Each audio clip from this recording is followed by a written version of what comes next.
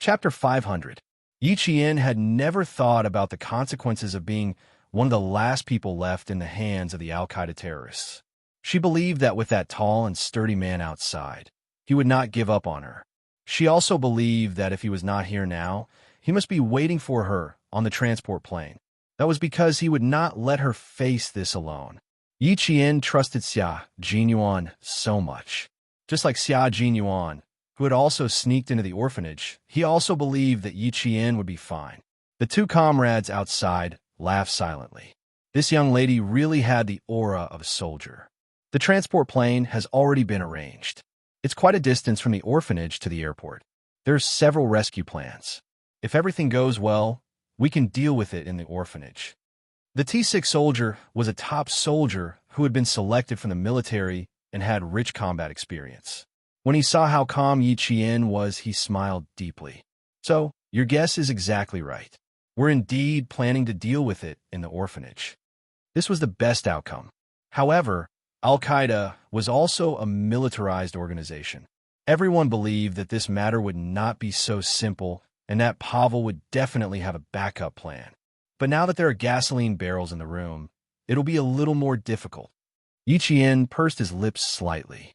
His gaze swept across several gasoline barrels, as well as a few children who were curled up in the corner with gasoline spilled all over them.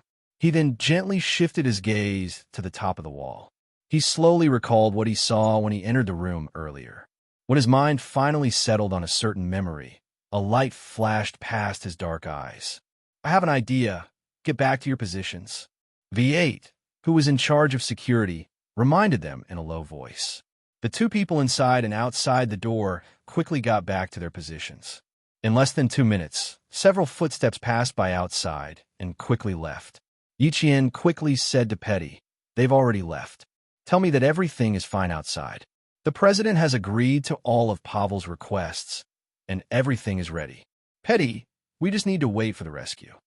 He did not tell Petty that the people standing outside were actually Chinese soldiers. It was not that he was worried about Petty, but the fewer people who knew, the better.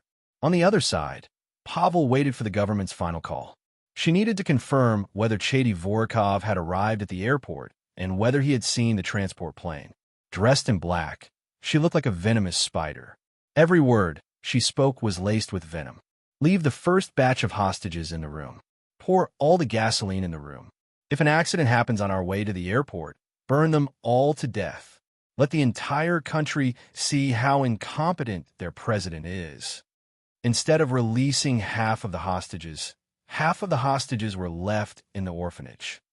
If anything happened on the way to the airport, then the children and the staff of the orphanage would be burned alive. There were about 60 al-Qaeda members in the orphanage, and 15 of them stayed by Pavel's side. All of them obeyed her every command like soldiers. While Pavel waited for Chady Vorokov's call, Petty carried a sleeping child and ordered the older children to carry the other children away from Yi Qian. "Listen, my friend, none of us can make a sound. Cover our mouths because we need a lot of water.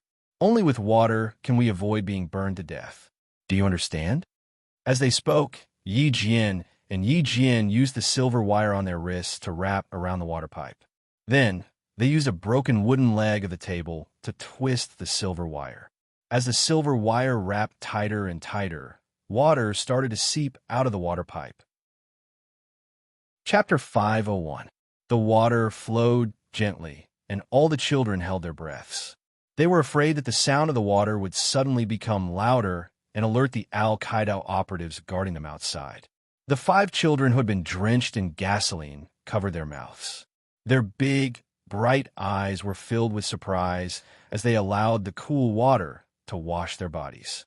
The thick layer of gasoline that they were afraid of seemed to lessen as they wiped their clothes clean. Yi Qian leaned against the door again and knocked on it rhythmically with his hand. After getting a response, he said in a low voice, "I suggest we adopt the second course of action. Leave the orphanage and take care of them on the plane." "You're going to pour the gasoline out?" V8 raised his eyebrows slightly. He immediately guessed why Yi Qian suggested the second course of action. He lowered his voice to the lowest and asked, "We don't have much time. We need to fulfill all of Pavel's requests before 10 o'clock. It's been almost 3 hours since our last call. Yiqian, we don't have much time left. With a smile on his face, Yiqian felt that it was indeed very easy to have a comrade like him on the outside. They could guess what he wanted to do. I'll dispose of all the gasoline and turn this dangerous house into the safest room. This way, we won't have to worry about bullets accidentally hitting gasoline barrels during gunfire and causing an explosion.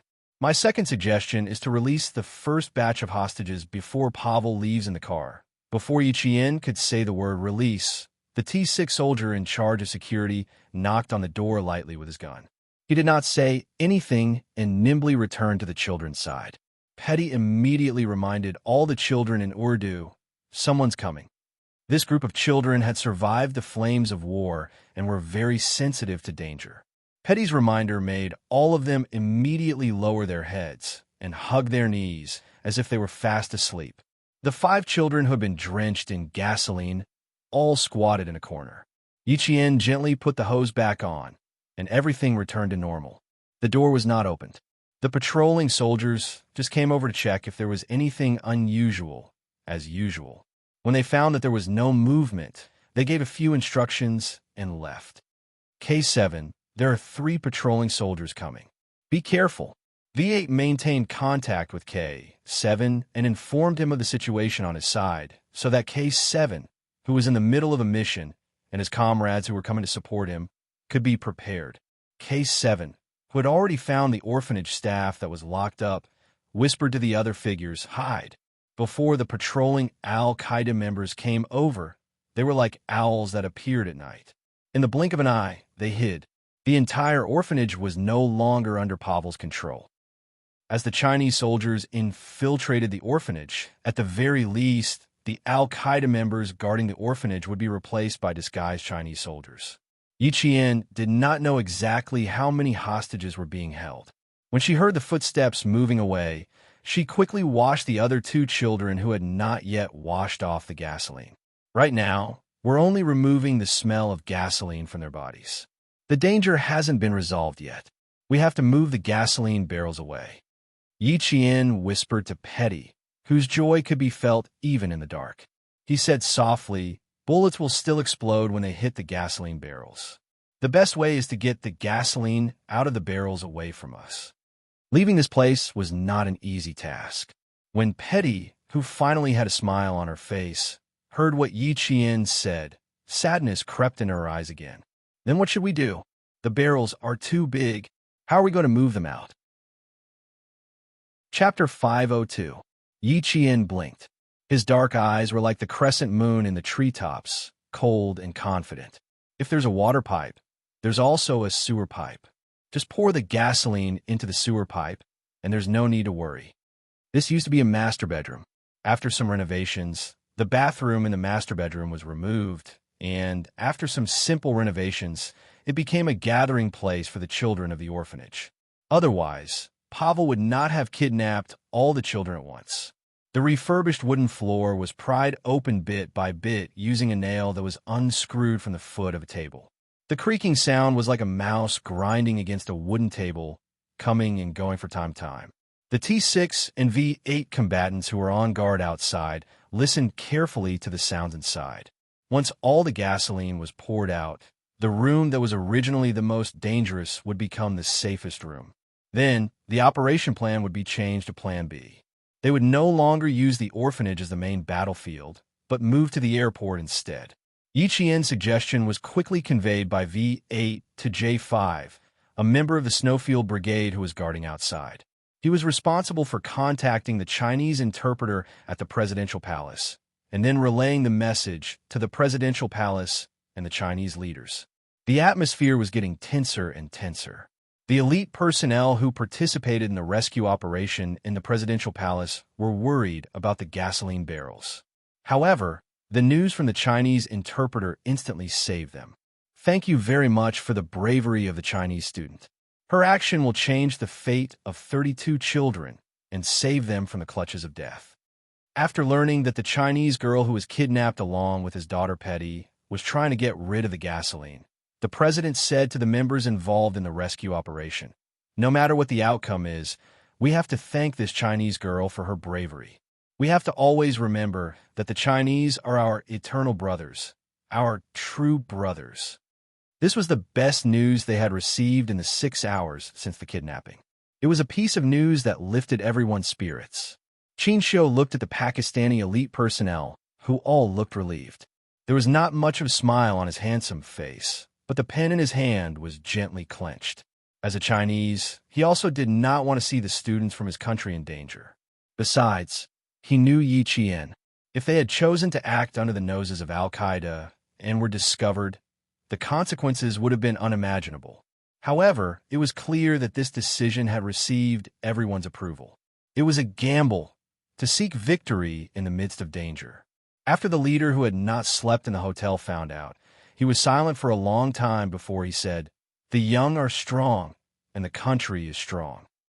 Student little Yi represents the strength of the young, and also let us see the hope of a country. She did very well.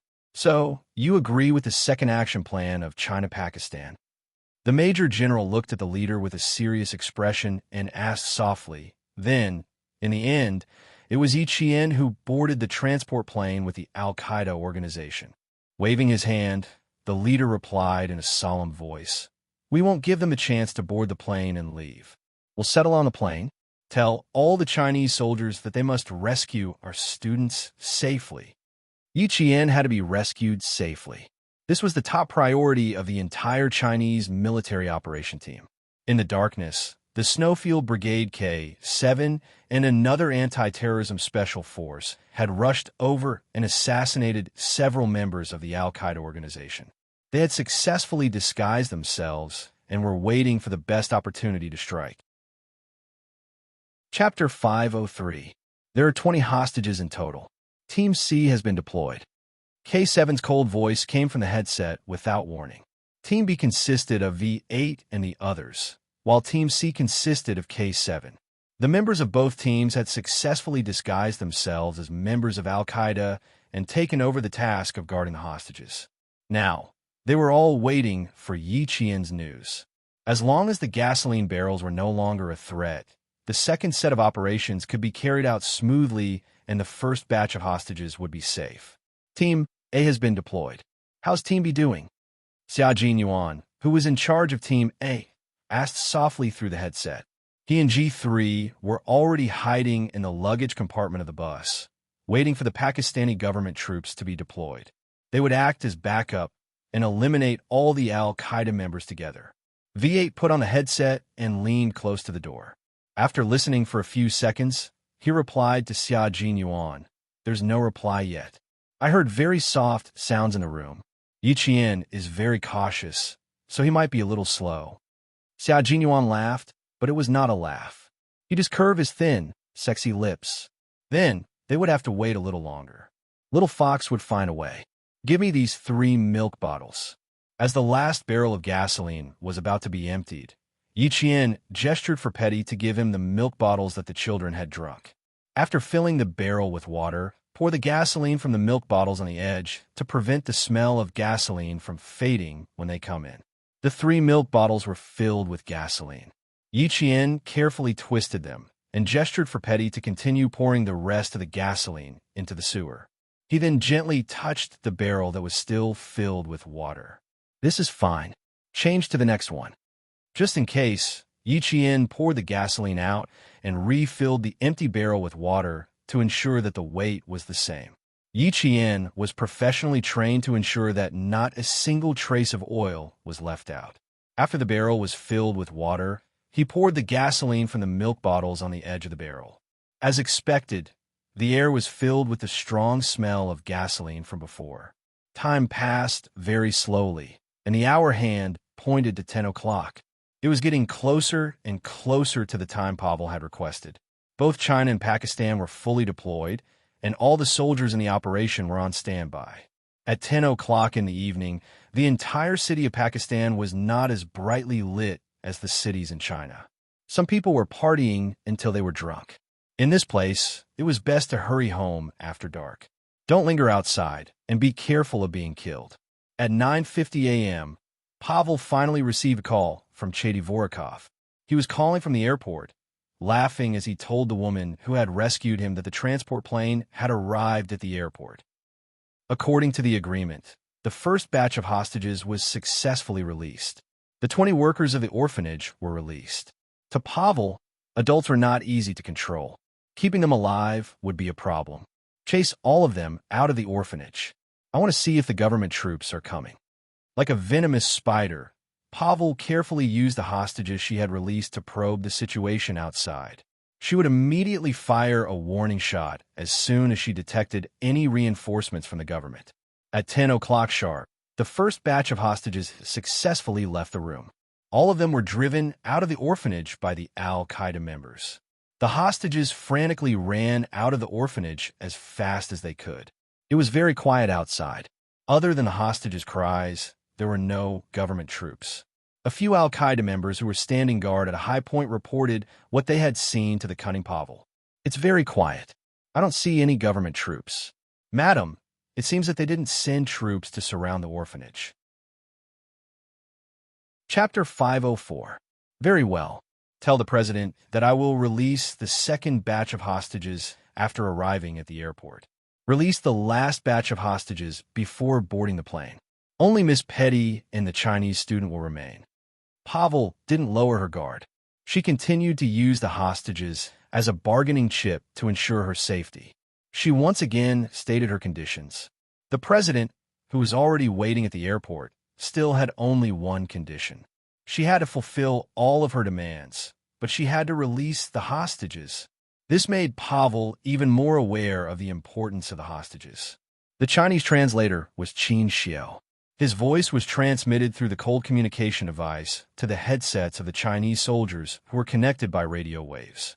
Pavel requested that the second batch of hostages remain in the room.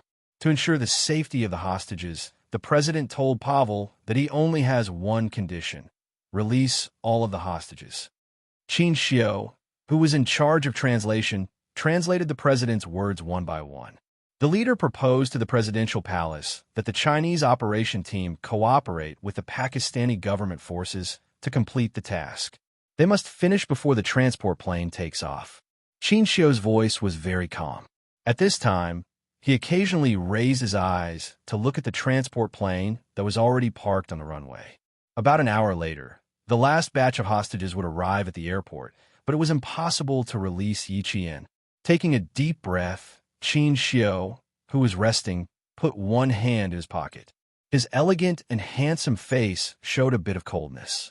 At 10:11 a.m., Pavel verbally agreed to the president's request, but before she got into the car, she ordered the remaining Al-Qaeda members follow the original plan. When you leave, explode the gasoline barrels. Don't let anyone escape.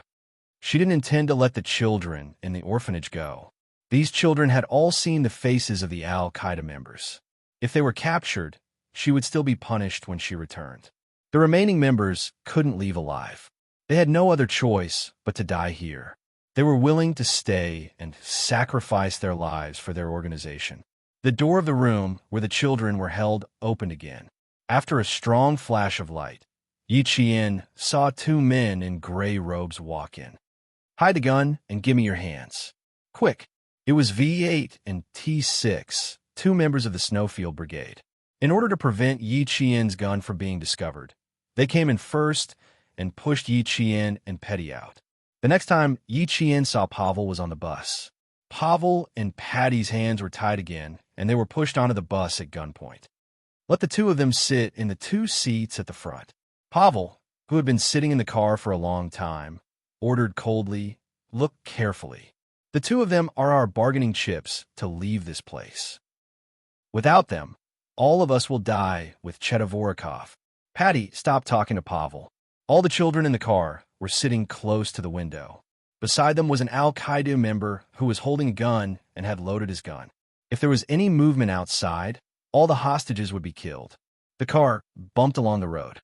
When the man standing beside Yi Qian made a sharp turn, he grabbed her arm with both hands and gently drew the letter V with his fingers. It was V8 in disguise. Yi Qian thought they had stayed in the orphanage. She didn't expect them to be right next to her. Then, Yi Qian found out from V8 that there were a total of 4 members of the Snowfield Brigade on the bus. One of them was Xia Jinyuan. Chapter 505.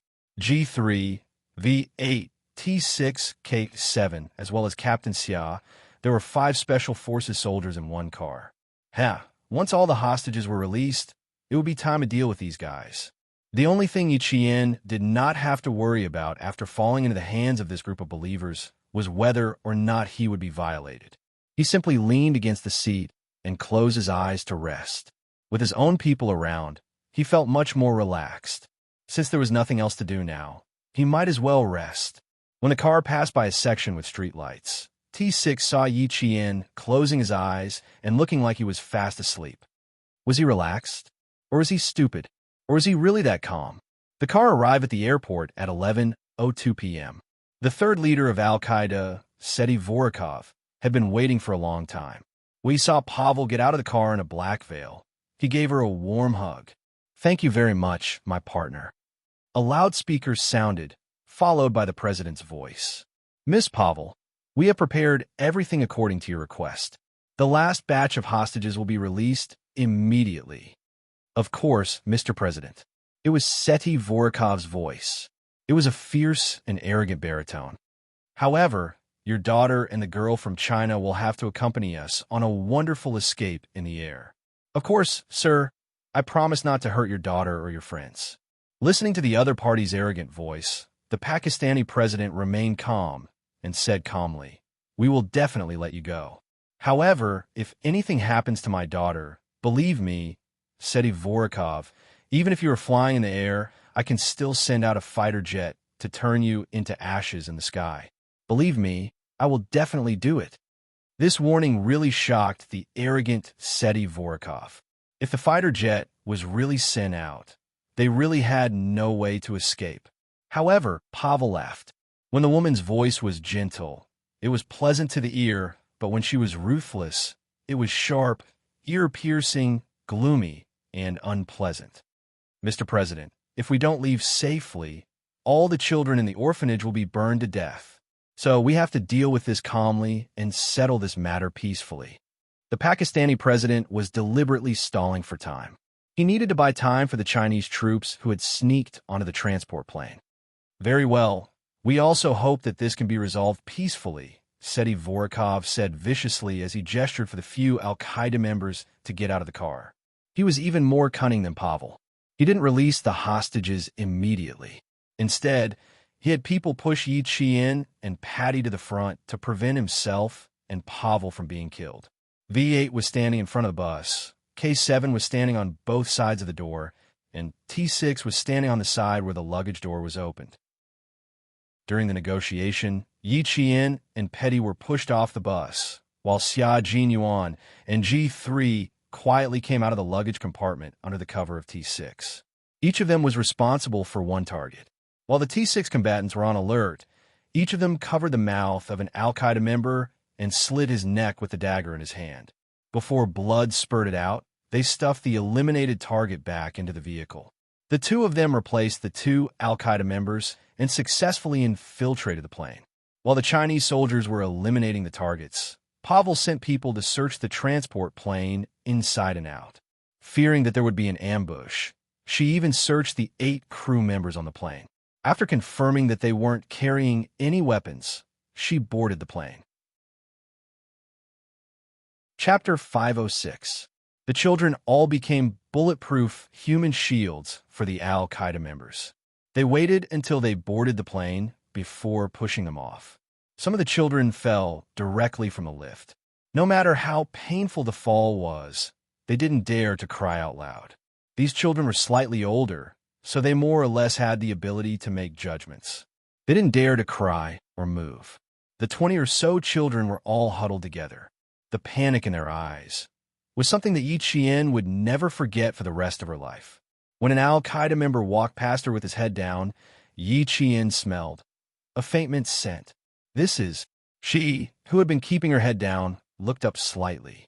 Under the faint indicator lights on the runway, she saw the side profile of a man so handsome that even his slightly pursed lips looked elegant.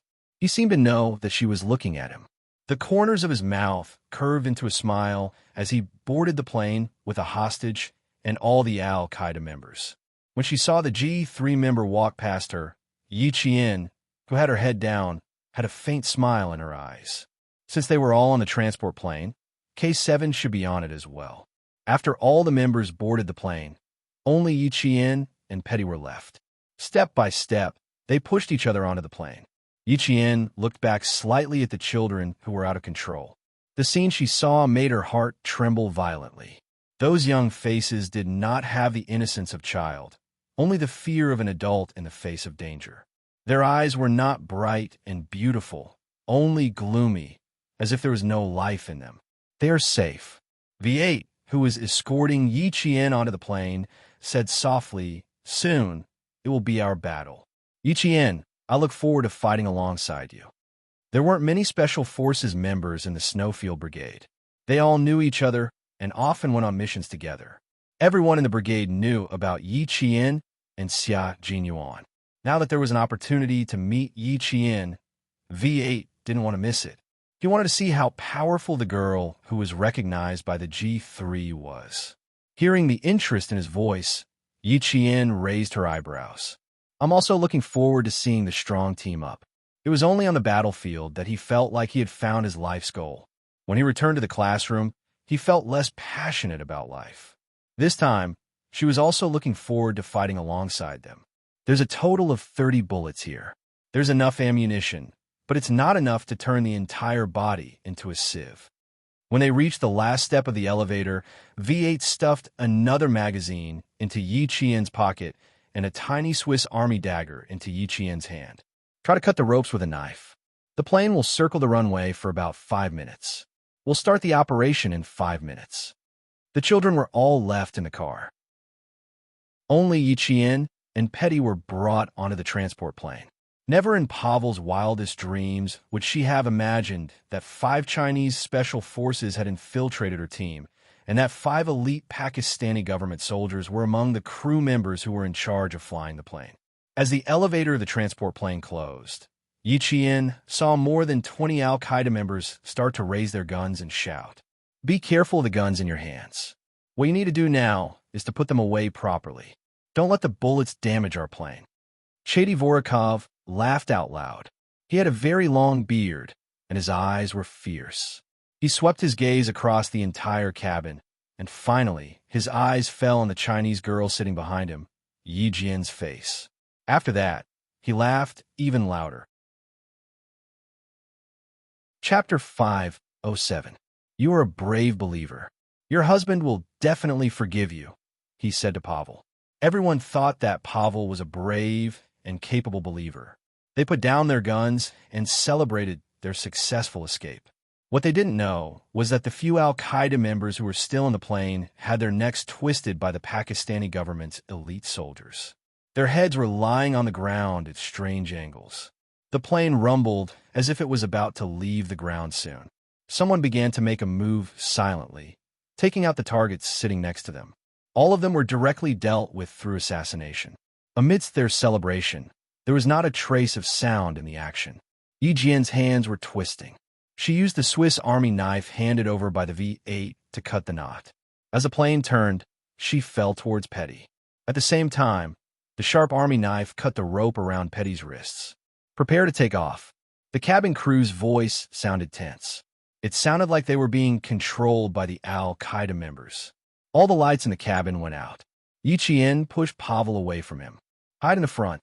V8 was guarding the front, so Pavel was the safest. A gunshot rang out. The Al-Qaeda members who were laughing just now were stunned for a few seconds. Pavel's scream pierced through the cabin and woke everyone up. "Ms. Pavel, you are too rude to a guest from afar. In our country, there is a saying that courtesy demands reciprocity. I wonder if you have heard of it."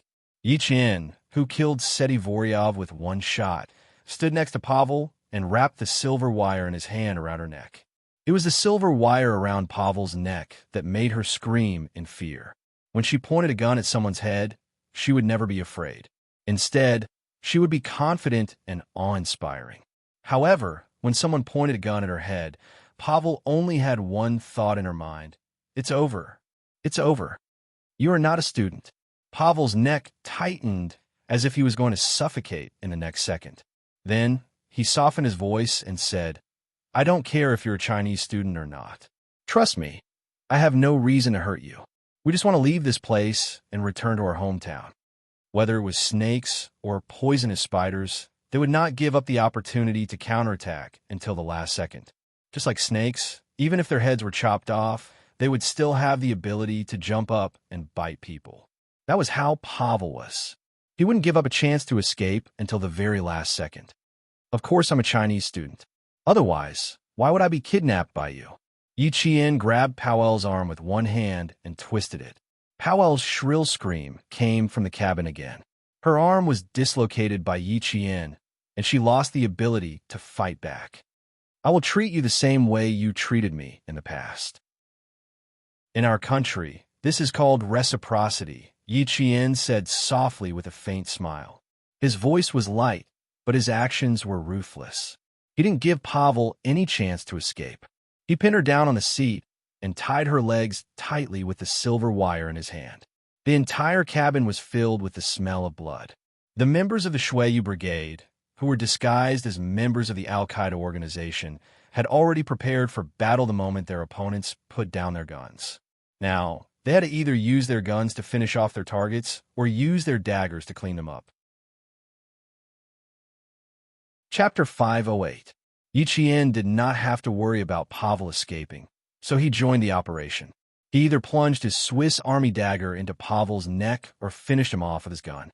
The crew members of the Bafong left behind on the transport plane were all dressed in military uniforms. The members of the Shuiyu team did not have the strong body odor of the Bafong people. Whenever they encountered someone with a beard, Yi Jian would kill them without hesitation. The plane had already stopped operating, and the elite Pakistani government troops in the cabin quickly contacted the control tower. The Pakistani government troops, hidden in the surroundings, all came out, with bulletproof shield at the front and gunners at the back. As long as someone came down from the open door, they would immediately shoot. Miss Petty has been successfully rescued. The first message the control tower received was that the president's daughter, Petty, had been successfully rescued. The Pakistani soldiers guarding the control tower immediately looked happy. Qin Xiu's gaze fell on the communication device. He could even hear gunshots coming from it. There was a gunfight on the transport plane. He clenched his fists and contacted the leader to report the current situation. Miss Petty has been successfully rescued. There is no news from Yi Qian for now. Both sides have started a gunfight. This was good news for the Chinese side. Yi Qian had always been by Petty's side. Yi Qian must have been able to protect her. Keep me updated on the situation until Yi Qian returns safely. The leader's calm expression had not changed since Yi Qian was kidnapped. He was not anxious at all. He only had the calm demeanor of a country's leader. He believed that Yi Qian would return safely. He also believed that his country's soldiers would complete their mission successfully. Some of the members of the Al-Qaeda organization got their hands on submachine guns. Bang, bang, bang, bang. Bullets rained down on the cabin. At the same time, they shouted in Urdu, telling their people to get down. Yi Qian felt a burning pain in his arm. He reacted quickly and got down on the ground. He moved closer to the Al-Qaeda member with a machine gun. He was very close to Pavel. He could not let Pavel return to the Al-Qaeda member. Don't move, little fox. A familiar voice came from beside her, and then she fell into an embrace that smelled of mint. This was Xia Jinyuan's embrace. It was gentle, generous, and so reassuring. After bringing Yi Qian to a safe place, Xia Jinyuan finally let go of him. What were you trying to do just now? Accept the offer of the guy with the submachine gun? Are you going to sacrifice yourself as a hostage? His voice was gentle when he greeted Yi Qian, but when he was calculating, his voice was cold and harsh. Obviously, he did not agree with Yi Qian's decision. Yi Qian wasn't affected by the close contact during the battle. After being reprimanded, Yi Qian said calmly, "No, I wouldn't do something stupid like that. He's too close to Pavel." Xia Jinyuan heaved a sigh of relief and chuckled. "Next time, I'll have to give you a microphone so that we can keep in touch. I was really scared when I saw you try to crawl over just now. Captain Xia, am I really that stupid? With their backs against each other, Yi Jian touched her arm gently. Fortunately, it was just a graze from a stray bullet. She only needed to take care of it. Chapter 509. She held her breath. Xia Jinyuan, who was leaning against her, said coldly, "Where are you hurt? Bandage it with a bandage to stop the bleeding." The biggest difference between a bullet wound and a graze wound was that the smell of blood was not as strong. Yi Qian lifted her arm and said casually, "It's just a graze wound. There's not much blood, just some skin scrapes. I'll bandage it after we get off the plane." She paused for a moment and said, "Captain Xia, I'll crawl over and hold Pavel hostage. Then you can tell the crew to turn on the cabin lights and shoot at the right time. The sooner we get this done, the better." As she spoke, K7's voice came from Xia Jinyuan's earpiece. It was the same as what Yi Qian had said. The sooner they got this done, the better. Yi Qian will move first. Take Pavel to us as a hostage. You guys can rest for a while. Xia Jinyuan's voice clearly traveled to the Snowfield Brigade's earpiece. V8 turned his head and asked K7 softly, "I suspect that Yi Qian was the one who fired the first shot. What do you think?" This is Q King's little fox. She's good at seizing opportunities. It's normal for her to shoot. She was the closest to Chedivorkov. The person she shot was none other than the #1 target, Chedivorkov. So you don't have to doubt it. It's certain, K7 said coldly. His tone did not change, but he spoke a little longer than usual. V8, who was familiar with his personality, could tell that he admired Yi Qian. Now I'm even more interested, but I have to admit that she's very calm. V8, who was hiding in the back of the cabin, was even more curious about Yi Qian. Seeing was believing. He had to see for himself today. V8 and T6 soon realized what kind of girl Yi Qian was. She was a girl who dared to stand so close to the Al-Qaeda members. She was the only girl who had the courage to stand so close to them. The lights in the cabin were switched on. Only 6 of the original 20 Al-Qaeda members were left. They held submachine guns in their hands and wanted to fight back, but they heard a crisp female voice. "Look at who I have in my hands. It won't be too late for you to fight back." Yi Qian spoke in Chinese, and V8 translated for the remaining 6 members of Al-Qaeda. "Even Chedivorkov is finished. How long do you think you can last?" Yi Qian said this in English for Pavel to understand that going against the government would not end well. Pavel's face was contorted. Her mouth was stuffed with her veil, and she was making muffled sounds. Why were there government troops on the plane? They had clearly checked that there were no problems. Other than the flight crew, there was no one else on the plane. Pavel looked at the countless Al-Qaeda members in gray robes lying on the ground. Her eyes were bloodshot. Where did the accident happen? When the Al-Qaeda members who were surrounded saw this, their eyes flashed fiercely. They looked like they were going to fight Yi Qian to the death. One of them started cursing loudly in Urdu. Yi Qian pulled the black veil out of Pavel's mouth and let her speak. "Kill me. Burn all the children in the orphanage." Pavel, who could finally speak, had a strange smile on her face. She could not turn her head and stare at Yi Qian, who was standing behind her. She looked gloomily at the back of the cabin. "Soon, it will be reported internationally. The whole world will know how powerful we are and how incompetent the president is." Chapter 510. Why would I give you the chance to do that? By the time the bus leaves the orphanage, all your followers will have been dealt with. The children who were frightened by you might have already fallen asleep under the government's arrangements. Yi Qian said coldly, "I won't give you a chance to escape, and I won't give you a chance to harm innocent lives."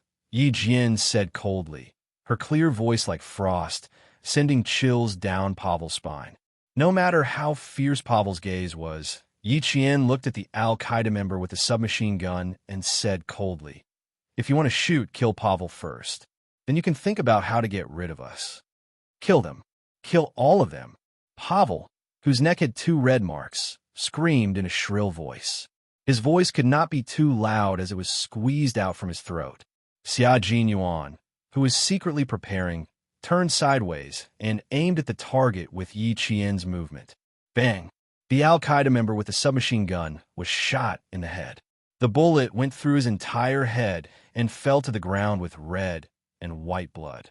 When Pavel heard someone say retreat in Chinese, he seemed to understand what was going on. He stared in disbelief at the member who had fallen to the ground. Chinese soldiers. There are Chinese soldiers here. It's too late for you to understand now. Pavel, there's no way you can escape from the hands of our soldiers. Yi Qian dragged Pavel back under the cover of Xia Jinyuan and the others. Next, it was time to clean up the mess. This matter was left to the Pakistani government.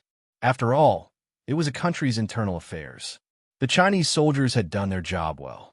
The Pakistani soldiers had no intention of letting the Al-Qaeda members leave. After Xia Jinyuan opened fire, the two sides immediately engaged in a fierce battle. The Al-Qaeda members, who were at the end of their rope, could not escape from the hands of the Pakistani soldiers even if they had guns. The tail of the transport plane opened, and the Snowfield Brigade members who were fighting at the back quickly retreated. The Pakistani government soldiers, who were wearing masks, charged forward. Put her on the plane. Someone will take care of her. Xia Jinyuan couldn't help but laugh when he saw that she was carrying Pavel, who had fainted after being shot. He's a burden. He'll only delay our retreat. We can't leave this up there. We have to hand it over to the president to execute. Before the flare and smoke grenades were thrown into the cabin, Yi Qian finally left the transport plane and returned to the ground. Standing beside her was Xia Jinyuan, who had protected her during the retreat. He was dressed in a gray robe. From the back, he looked like a Pakistani man. Gunshots kept coming from the cabin behind them. After handing Pavel over to a Pakistani government soldier, Xia Jinyuan held her hand and led her to his troops. The entire airport that had fallen into darkness suddenly lit up. All the indicator lights on the runway also lit up. At the same time, several strong lights shone from the top of the airport building, illuminating the entire airport as if it was daytime. See? That's how precious it is. The J5 took off his gray robe and pants and said to his comrades who were still looking at Q King, "You guys can take it off too. Don't tell me you're going to wait until the young lady gets in front of us before you take off your clothes. Q King can take it off, but you guys can't. You can't leave the young lady with the impression that you're impulsive. Otherwise, you'll scare her." After the instructor spoke, his comrades reacted one after another. The gray robes and pants that symbolized the members of Al-Qaeda were taken off at lightning speed. They also took off the headscarves wrapped around their heads. All of them were wearing long-sleeve shirts, bulletproof vests, and shorts. "Damn, let's not take off our pants, shall we? Put them on, put them on." The T6 looked down at his legs. When the strong light shone on them, he realized that the hairs on his feet could be clearly seen. It was even more disrespectful. Chapter 511. T6 had a baby face that did not look old. His skin was also fair and tanned. Compared to V8, who had strong eyebrows, he seemed to be a few years younger. He looked as delicate and pretty as a college student. T6 was only wearing a pair of shorts that reached his knees. He immediately bent down to pick up the gray trousers he had taken off and said, "J5, you've caused a lot of trouble. It's rude of you to wear shorts. How impulsive." When V8 heard that, he immediately felt that it made sense. Lil 6, you're the most reliable one. Lil 5 is a eunuch.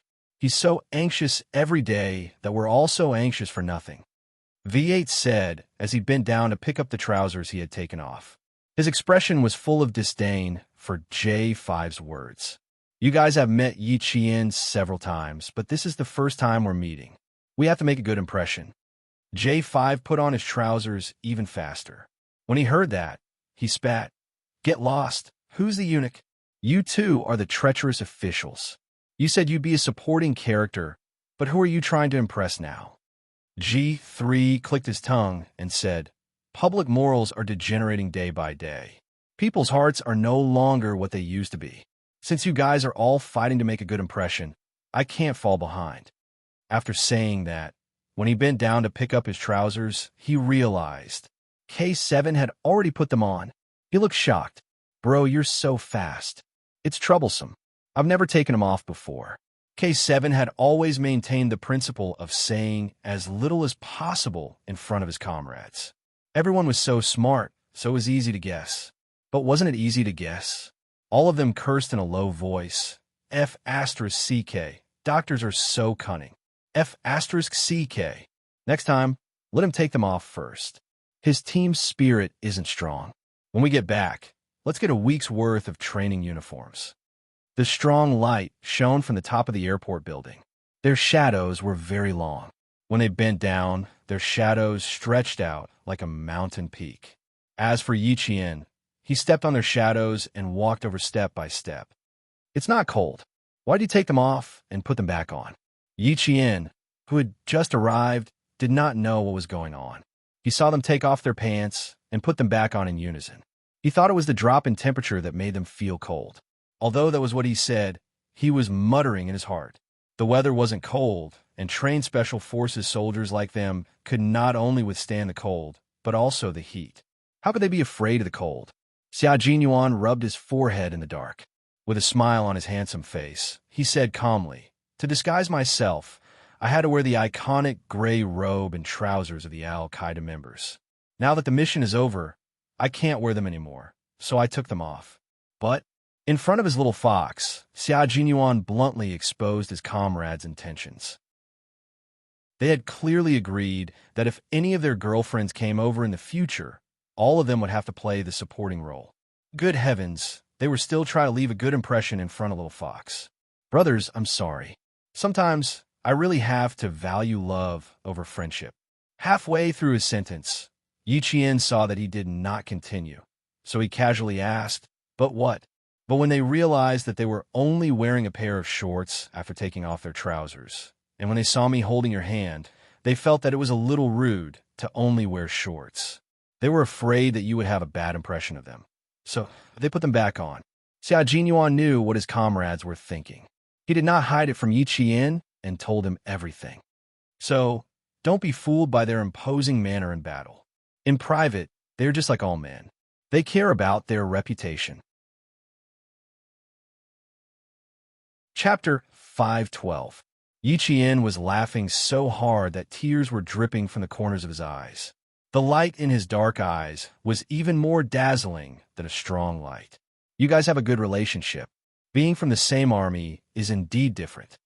In the past, because of his position in Fujian town and his young age, he needed to establish his prestige in front of the veterans.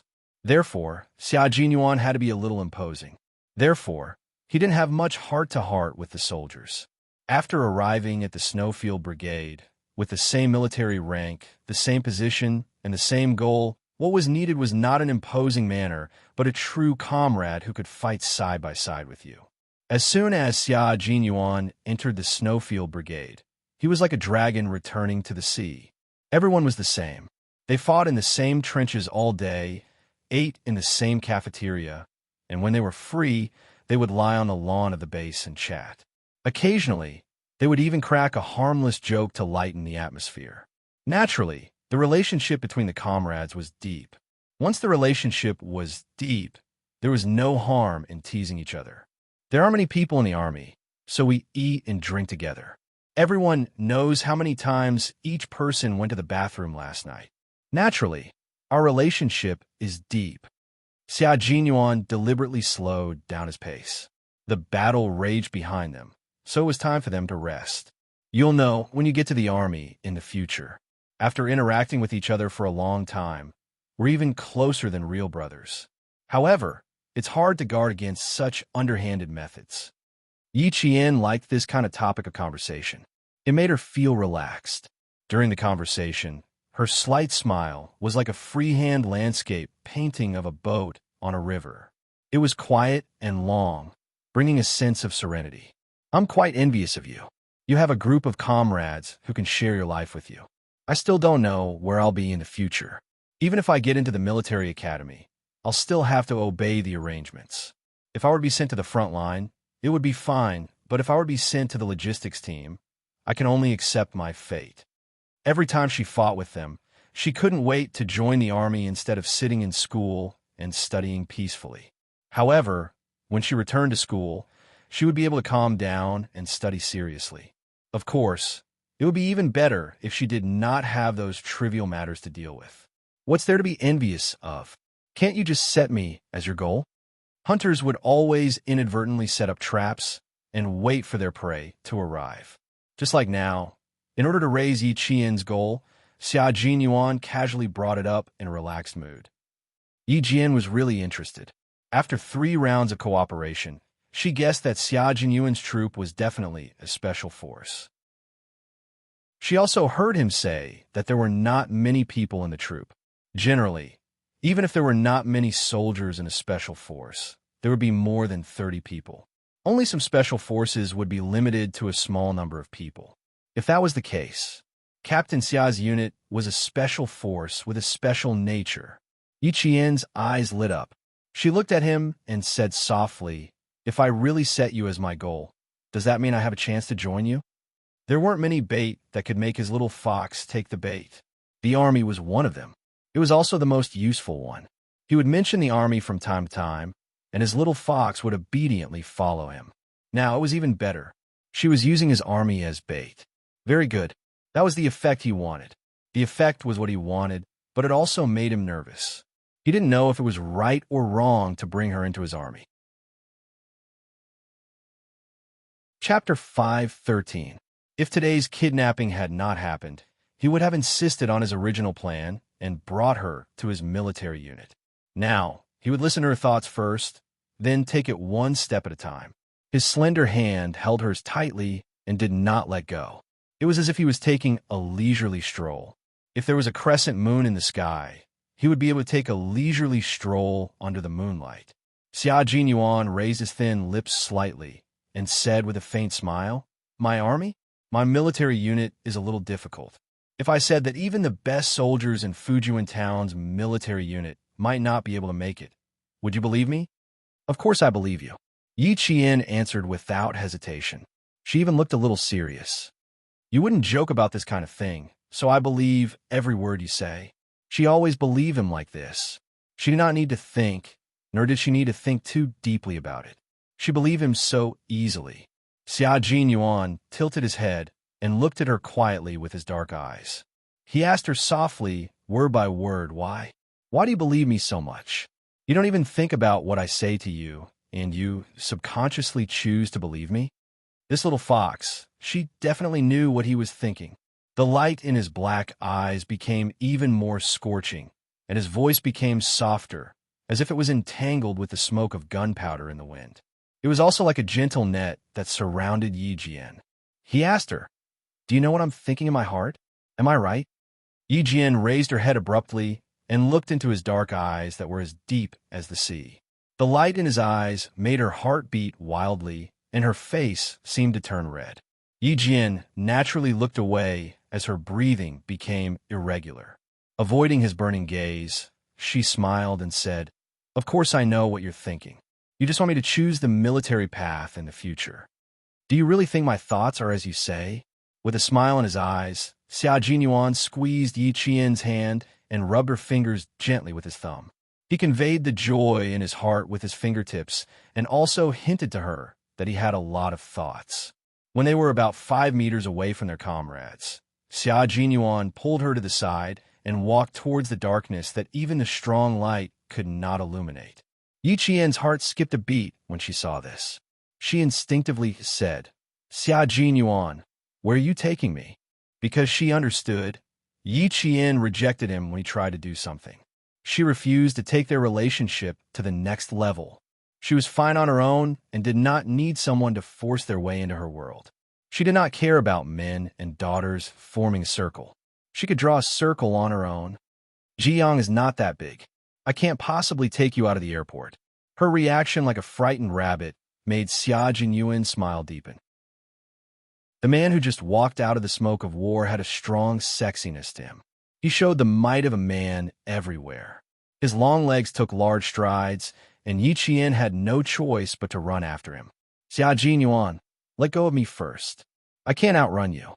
Yi Qian grabbed his hand and tried to break free. But for a man, it was difficult to let go of the girl he wanted. Chapter 514. Especially for a man like Xia Jinyuan, who was extremely honest and loyal when it came to relationships. It wasn't easy for him to meet a girl who made his heart flutter. He patiently waited for her to bloom, for her to bear fruit, and then for him to pluck her. During this entire process, he didn't want to let go of even half a step. His sexy smile was like the red wine in a crystal glass at night, intoxicating even before tasting it. Now, you don't have to walk past me. I'll hold your hand and walk. When we get there, I'll let go and watch you walk past me. Or we can walk side by side. How about that? The double entendre made Yi Qian struggle stop for a moment. Was the hidden meaning in his words what she was thinking? Or was it another one of his casual teasing? No, it didn't seem like it. His gentle voice and attitude of never letting go were all indicative of his deeper meaning. That deeper meaning made her heart tremble slightly. Even if she wanted to ignore it, how could she so easily ignore the palpitations in her heart? She stopped struggling and let him lead her to a darker place without any light. Yi Qian didn't say anything else. If she did, she wouldn't know how to deal with these things that she had no experience with. Don't be in a hurry to answer. Just keep quiet. Her obedient silence made Xia Jinyuan's eyes darken slightly. Every time they met, he used all his skills. Time and time again, he went deeper and deeper. Time and time again, he hinted at her verbally. He wanted her to gradually accept it as she grew older. It was a natural acceptance, not an escape. His little fox, who was resistant to adult men, couldn't be impatient for instant success. Other than taking it step by step, there was no other way. Yi Qian had already pursed her lips. Then, the double entendre in his words was just as she thought. He did have some feelings for her. Captain Xia, you don't have to be in such a hurry to give me some information so early. I'll say the same thing again. There's still a long way to go. Yi Jian, who had been jogging with him, expressed her attitude in a very firm tone. So, I won't take it to heart, and I won't think too deeply about it. Yi Jian, who had been jogging with him, expressed her attitude. In my world, I only want to go higher and further, instead of settling down in a corner or living a life of being a fish on the chopping block. Her attitude was firm, and she had no intention of dating at such a young age. Xia Jinyuan was not discouraged. It was because of her attitude that he was able to take things one step at a time. He smiled and said, "Of course, you're still so young. Don't think too much about these messy things. Think more about your studies and the military academy." It was clearly his double entendre that made her overthink things, and now she was the one who was overthinking things. At the same time, Yi Qian felt even more helpless. Captain Xia, you're just here to tease me, aren't you? I'm not teasing you because you're too young. I don't want to scare you. Xia Jinyuan laughed. His deep laughter was full of mockery. I'm not joking, and I won't take back what I've said. It's entirely up to you. Yi Qian thought to herself, if this goes on, I'll be even more worried. Just one sentence was enough to make her feel uneasy. She was afraid that he would be angry at her for her attitude, but she didn't want to lie. She had to feign ignorance. The more she said, the more mistakes she would make. The less she said, the better. Shut up. Her silence made Xia Jinyuan's heart soften. No matter what he said, his little fox never questioned him. Her obedience really made him like it. Chapter 515. He liked the fact that she was occasionally obedient. When she was stubborn, it made his heart ache. He said softly, "Let me know if the wound opens again. We could treat it first." Yi Qian, who was being pulled along, pursed his lips and muttered, "Even if it's just a minor injury, it's going to become a serious injury because of you." His voice was as soft as a mosquito. For Special Forces soldiers like Xia Jinyuan, no matter how soft a voice was, it was still a voice. He chuckled when he heard the grievance in Yi Qian's voice. "Grievance? I saw it when you handed Pavel over just now. It's a scratch, similar to the one you get during training. It's definitely not a minor injury that will become a serious injury." "Then why are you asking me?" "To show that I care about you." They chatted back and forth. It was rare for them to find a moment to relax after a battle. It was the happiest time to have a good chat. For Xia Jinyuan, it was the same. After they were at least 20 meters away from their comrades in the Snowfield Brigade, Xia Jinyuan stopped and pulled Yi Qian to sit down with him. Take a break. They still have things to tell us. We can go back a little later. He turned on his headset again and lazily said to his comrades who were still waiting for him and Yi Qian to go back, "Brothers, you've worked hard. You guys hold on for a while. I'll take a break with Yi Qian. Also talk to her. After all, she's been a hostage for almost 10 hours. She's a little traumatized. She needs to be talked to in time." After he finished speaking, a few disdainful snorts were heard in the entire channel. J5 put on a fake smile and said, "Q King, I'm an instructor. I'm better at talking to people than you are. You should leave Yi Qian to me." "Thanks. I'll deal with my own problems. There's no need to trouble you guys." Xia Jinyuan would not allow his comrades to occupy his and Yi Qian's time. There were only a few days left before the overseas visit. By the time he returned to the army and she went back to school, he didn't know when they would meet again. It was not difficult to detect a strong possessiveness in his words, but Yi Qian did not take it to heart. Instead, he was worried about his rascally behavior. The mysterious and unpredictable Xia Jinyuan, the multifaceted Xia Jinyuan, the scheming Xia Jinyuan, the cold and ruthless Xia Jinyuan. No matter which side he was, she couldn't figure him out. Now that the rascal was here, he couldn't do anything to him. After he hung up, Yi Jian smiled and looked at him. "Captain Xia, I'm not traumatized. Don't talk nonsense. Even I have some psychological trauma. How come you don't?" The shameless Xia Jinyuan had the air of a rich playboy in the capital. When he raised his eyebrows and smiled, he looked both flirtatious and flirtatious. "You're quite traumatized. When I saw the gun you left behind, I almost shot the Pakistani staff member who accompanied you." He spoke with a smile, but his deep voice did not hide his ruthlessness. Yi Qian believed that. He did have such an impulse at that time, but he suppressed it. "If I heard that one of my people was kidnapped, I would be so anxious that I would fight to the death." Her smile was very relaxed, and it floated over with the wind. Even Xia Jinyuan's eyes, which were filled with ruthlessness, became clear. "Captain Xia, your army is the front line, right?" When it talked about the army, he pulled her away. In fact, it was also to avoid his comrades. He did not answer immediately. Yi Qian said softly in the silence between them, "My goal is to enter the frontline army. Only then will I feel that my life is not in vain."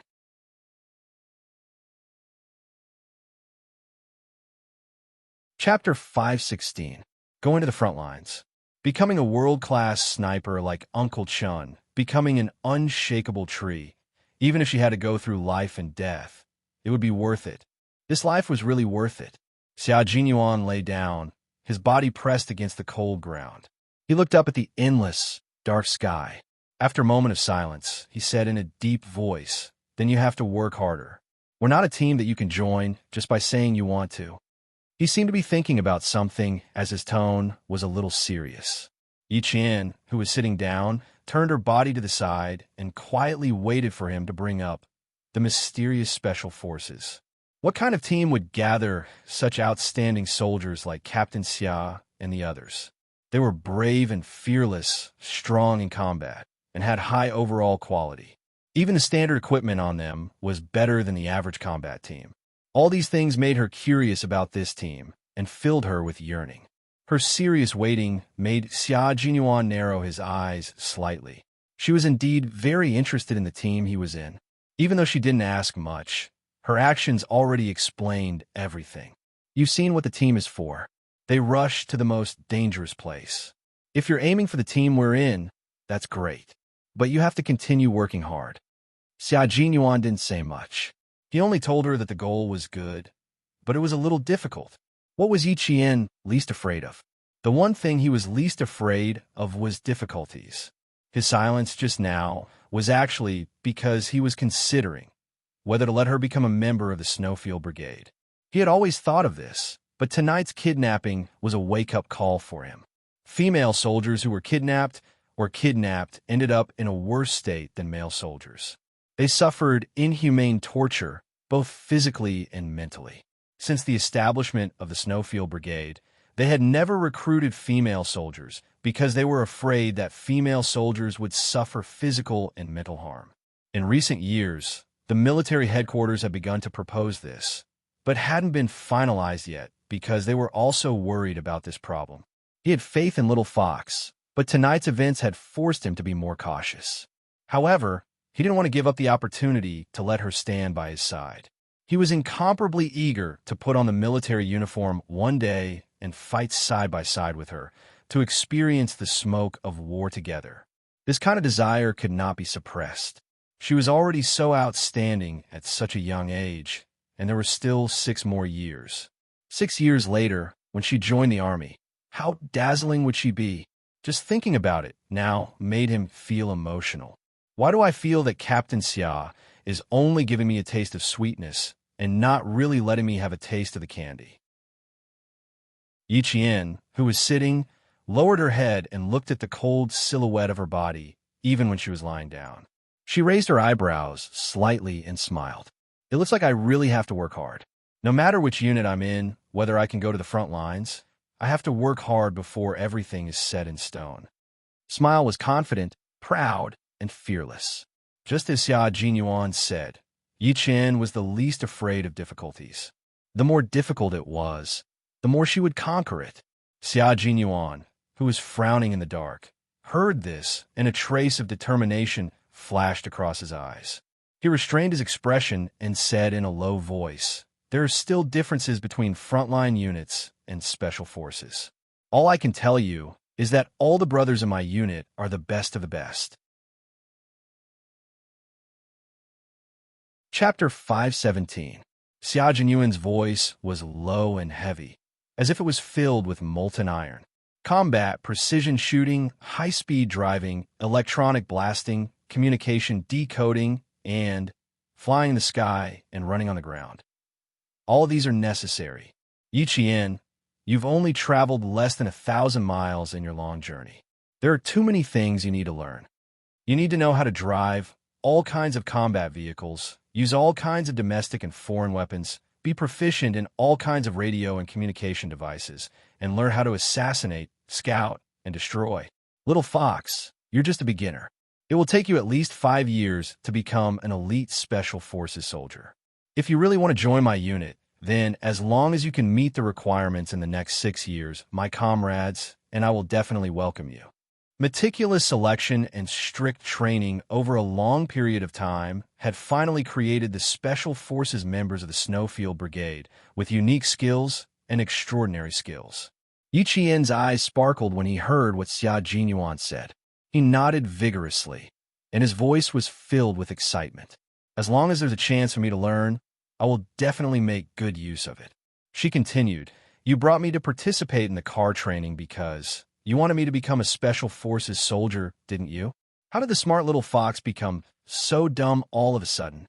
The 4-year plan Uncle Chun and Uncle Jin drafted for you was based on the training plan of the Special Forces in the triangular state of the United States.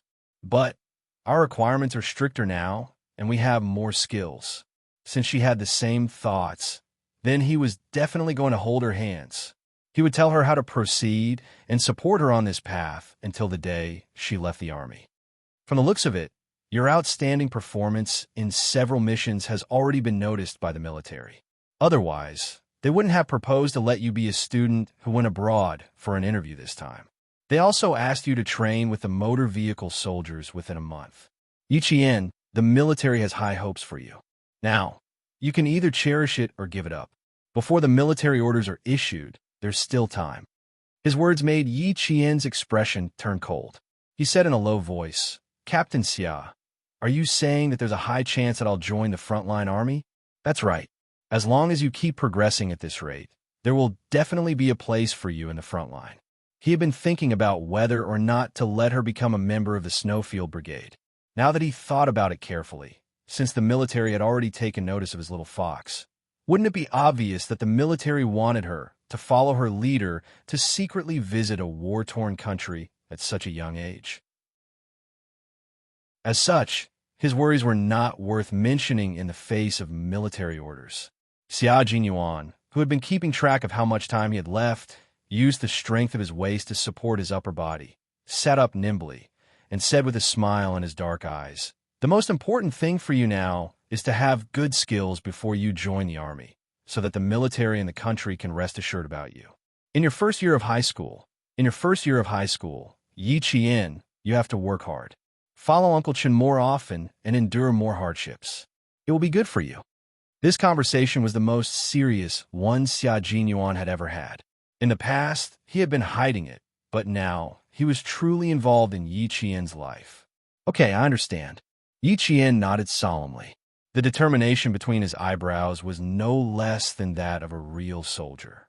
After being reborn, she no longer wanted to be a coward for the rest of her life. She wanted to stand at the top of the mountains and look down on the past. Chapter 518. His little fox had already gone through basic training and had the basic skills and tricks that it could rely on to survive. Even the important training programs were being carried out one by one, and the results of the training were finally reflected in every operation. For example, this time, she was fighting alone in the enemy camp. With her wits, she completed a major task that even the leaders praised. She switched out all the gasoline and saved the lives of dozens of hostages. The smart little fox had already walked the path of a special forces soldier. At this moment, even though he couldn't see her face clearly, Xia Jinyuan had already sketched out her facial features in his mind. He thought about it deeply and repeated it over and over again in his heart. He knew that his little fox must be very charming at this moment. She had a pair of exceptionally calm eyes that were as bright as the stars and as deep as the water. She had a face that was as beautiful as a flower and as beautiful as water. When she smiled, she was like a blooming flower. When she faced the enemy, she was as cold as frost and snow. How could Yi Qian not be charming? Xia Jinyuan, who was expected to return in 10 minutes, jumped up. He stretched out his hand and gestured for Yi Qian to take his hand and stand up. "All right, let's return to the team. They gave us 10 minutes. Any later, and we'll be seen as they're really waiting for us."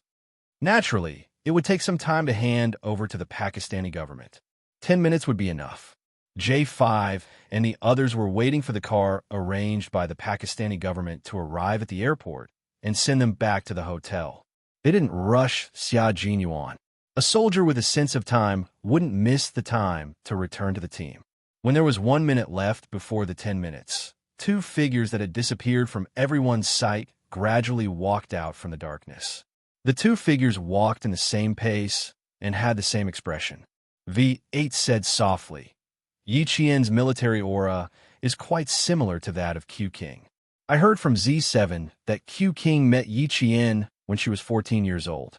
They've known each other for so long, and she's often influenced by Q King. It's normal for their auras to be similar." J5, who had already noticed this, heard his comrades gasp and couldn't help but laugh.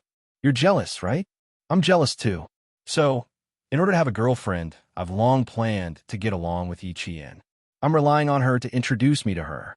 V8's sigh was different. It was a long sigh. They're considered childhood sweethearts. It's too late for me to catch a childhood sweetheart now. After being single for so many years, she's a few years older than Q King. With a handsome baby face and an occupation that couldn't be revealed, V8 had a painful experience of going on blind dates. Everyone in the unit knew that V8, who had gone on countless blind dates, didn't believe that he was a soldier. Every time he mentioned that he was a soldier, the girl on the blind date would always be suspicious. The more serious girls would ask to see his military officer certificate on the spot. How could they casually show their military officer certificate to others? In the end, in the eyes of the girl on the blind date, it would be seen as dishonest. V8, who had gone on blind dates during his vacation, had always failed and returned to the team. So, whenever he mentioned his girlfriend, his heart ached. K7 patted him on the shoulder to comfort him. "Continue with the blind dates next time. Even a blind cat will catch a mouse." His cold and emotionless voice wasn't comforting him, it was attacking him. It had always been an honorable tradition in the Snowfield Brigade to insult their comrades. They were a bunch of bachelors, and they wouldn't feel comfortable if they didn't insult their comrades. Chapter 519. Yi Qian, on the other hand, looked at the figures standing together. They were all about the same height. He pointed at two completely unfamiliar figures and said, "One of them is V8, and the other is T6. You guys are really about the same height. Was this specially selected? Just like the National Flag Guards, all of you were carefully selected to be of the same height? They had to be the best of the best in the army, and they had to be of the same height. How difficult was it to gather all of them together? There's only one thing. It's just that it's slightly controlled, so there are fewer people in our army." When they were still 3 meters away from their comrades, Xia Jinyuan sped up a speech and said, "Their facial features also have to be well-defined. It's extremely difficult." Yi Jian glanced at him quickly. Why did she hear a hint of smugness in his voice? They were so close, and they had been holding hands the whole time. Even if they only looked at each other from the side, there was an intimacy that no one else could interfere. Another collaboration. "How many times have we worked together, Xiao Yi?" J5 laughed heartily. It had been more than a year since the last battle in the snowy highlands. This time, he saw her fighting ability again. She saved more than 10 hostages by herself, saved the orphanage from an explosion, and remained calm in the midst of a crisis. J5 admired her. Yi Qian was like a returning comrade. He high-fived them to show that he was safe. His eyebrows were like crescent moons. "This is our 3rd battle. It's been a pleasure working together. This is our first time working with you. Similarly, it's been a pleasure working with you. It's also reassuring," V8 said. He raised his thick black eyebrows and said jokingly, "Guess who I am?" Xia Jinyuan smiled. His handsome face was filled with gentleness as he said to Yi Qian, "V8, one of our comrades. He's partners with T6. They scored the highest in the tacit understanding test. They're proficient in many small languages. They're the best brothers." Proficient in many small languages. Yi Qian was in awe. When the T6 soldiers were introduced, Yi Qian had a better understanding of this mysterious special forces unit. The T6 soldiers were proficient in explosives, reconnaissance, assassination, armored vehicles, and infantry fighting vehicles. These were not a problem for him. With a gentle and handsome baby face, it was impossible to tell that he was a veteran, nor was it possible to tell that he was a soldier who was best at assassination. The car that was picking up the snowfield brigade members had already driven across the track and stopped steadily in front of them. The car door opened, and a young man in a suit stepped out of the car. The first thing he asked was, "Are you injured? The medical staff is at the airport. You can go over and treat the wound at any time." The situation in the transport plane was transmitted to everyone's ears through the tower's communicator. Several Pakistani government soldiers had been shot and had been sent to the hospital for emergency surgery, while the 2 Chinese special forces had not received any news of any injuries. Yi Qian, who was standing at the back, did not see clearly who the man who got out of the car was. When he opened his mouth, he knew that it was Qin Xiu, the professional interpreter accompanying the leader. "Everything is fine. No one is injured." J5 saluted him and replied coldly and calmly, "Thank you for your concern, leader. The mission has been completed. All members are on standby." Qin Xiu heaved a long sigh of relief and smiled elegantly. "That's good. The leader is still waiting for everyone at the hotel. Please get in the car first." He looked past the soldier, who was almost 9 meters tall, and finally saw Yi Qian standing at the back. He smiled at her and said, "Yi Qian, the leader wants to talk to you later. Be mentally prepared. It's not a bad thing. It's a compliment." This was the tone of an acquaintance. Chapter 520. Qin Xiu naturally knew Yi Qian, so he didn't use the same polite tone he used when speaking to the Snowfield Brigade. He was more or less casual. Not only was his tone casual, but he also turned sideways to let the Chinese soldiers get into the car first. When it was Yi Qian's turn to get into the car, he gently pulled her wrist and said, "You sit with me. They can get in first." Xia Jinyuan, who was about to help her into the car, stopped in his tracks and turned to look at Qin Xiu. He said in a deep voice, "Her arm is injured. We will need to treat it for her after we get into the car. Interpreter Qin, let her sit with me." This time, Qin Xiu recognized Xia Jinyuan, who was chosen by his mother as the best son-in-law. Based on this alone, Qin Xiu's attitude was gentle and polite as he said, "I'm sorry, I was reckless."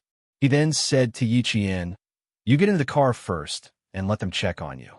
If you need to go to the hospital, we can immediately send another car to the hospital to treat it." Yi Qian didn't want to send another car to send her to the hospital. She raised her arm and said, "It's just a graze. I can treat it myself. There's no need to go to the hospital." There was light in the car, and she was standing at the door of the car. Qin Xiu saw a burn on her arm. This was caused by a stray bullet hitting a hard object.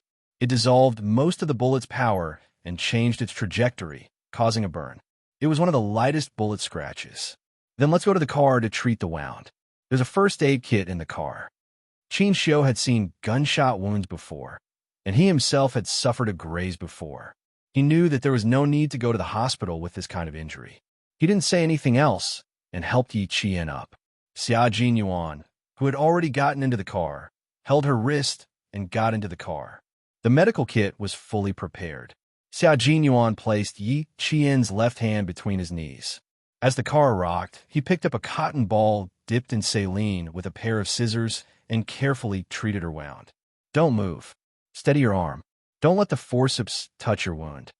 Qin Xiu, who was sitting alone on the side, was about to stand up and support Yi Qian's shoulders when she heard this. However, she saw that Yi Qian had already grabbed the back of her chair with one hand and stabilized her swaying body. She had been kidnapped and walked out of a hail of bullets. She was even injured, but he did not see anything strange on her face. There was not a trace of fear, as if she was already used to it. This was a bit strange. How could a student be used to a hail of bullets? Qin Xiu couldn't help but take another look. His gaze was fixed on Yi Qian's back, and there was a hint of doubt in his indifferent eyes. "The wound is not deep, so you don't need stitches. However, there will be some scars." After Xia Jinyuan finished speaking, he used a bottle of saline to rinse the wound, applied some anti-inflammatory medicine, and bandaged it with sterile gauze. "Don't touch unboiled water tonight. It might be inflamed." He looked up and instructed Yi Qian. When he put away the medical kit, his cold gaze seemed to inadvertently look at Qin Xiu. As if he had just realized that he was looking at Yi Qian, his thin lips curved slightly, revealing a polite but distant smile. Qin Xiu nodded slightly and calmly looked away. Both of them came from good family backgrounds and were rich young masters in the capital. The noble aura in their bones was not something that could be learned by others. They were born with a noble aura. This was a confidence that was engraved in their bones. It was not something that could be cultivated. The saying, "Nobility accumulates for 3 generations," was referring to these two people. A calm look was exchanged with a faint smile. Then, they looked away as if nothing had happened. Qin Xiu had already narrowed his eyes. This young master from family Xia was indeed not bad. However, the old madam of the family Xia did not get along with the old madam of the family Xia. If he wanted to marry the daughter of the Qin family to a family Xia, it would be difficult to get past the old madam alone. Chapter 521. The Qin family and the Xia family were both old aristocratic families in the capital. Even if their ancestors went back 3 generations, there was still a genealogy. However, the Qin family and the Xia family were slightly different. The old master of the Qin family went abroad during the war and later returned to the country to become a diplomat. Only then did the Qin family take root in the capital again. Family Xia, on the other hand, did not go anywhere. When the war broke out, old Master Xia and his 5 brothers all gave up writing and joined the army. When the war ended, only 3 of the 5 brothers were left. Old Master Xia was the youngest, and now he was the only older member of the family Xia. Logically speaking, the 2 families were both aristocratic families in the capital and were somewhat related by marriage. However, in reality, there was no marriage at all. As a result, Qin Xiu's mother had to put in a lot of effort to marry her daughter into family Xia.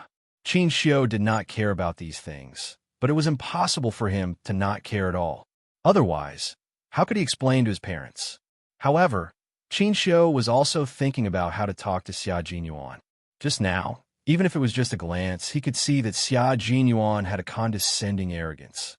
This was not a display of arrogance, but a kind of noble heritage of an aristocratic family. It was obvious that Xia Jinyuan was not someone who was easy to get close to. Qin Xiu was the same.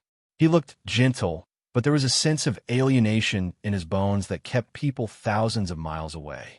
After getting out of the car, Qin Xiu said to Xia Jinyuan, "Major General is waiting for everyone's report. I will take Xiao Yi to him first."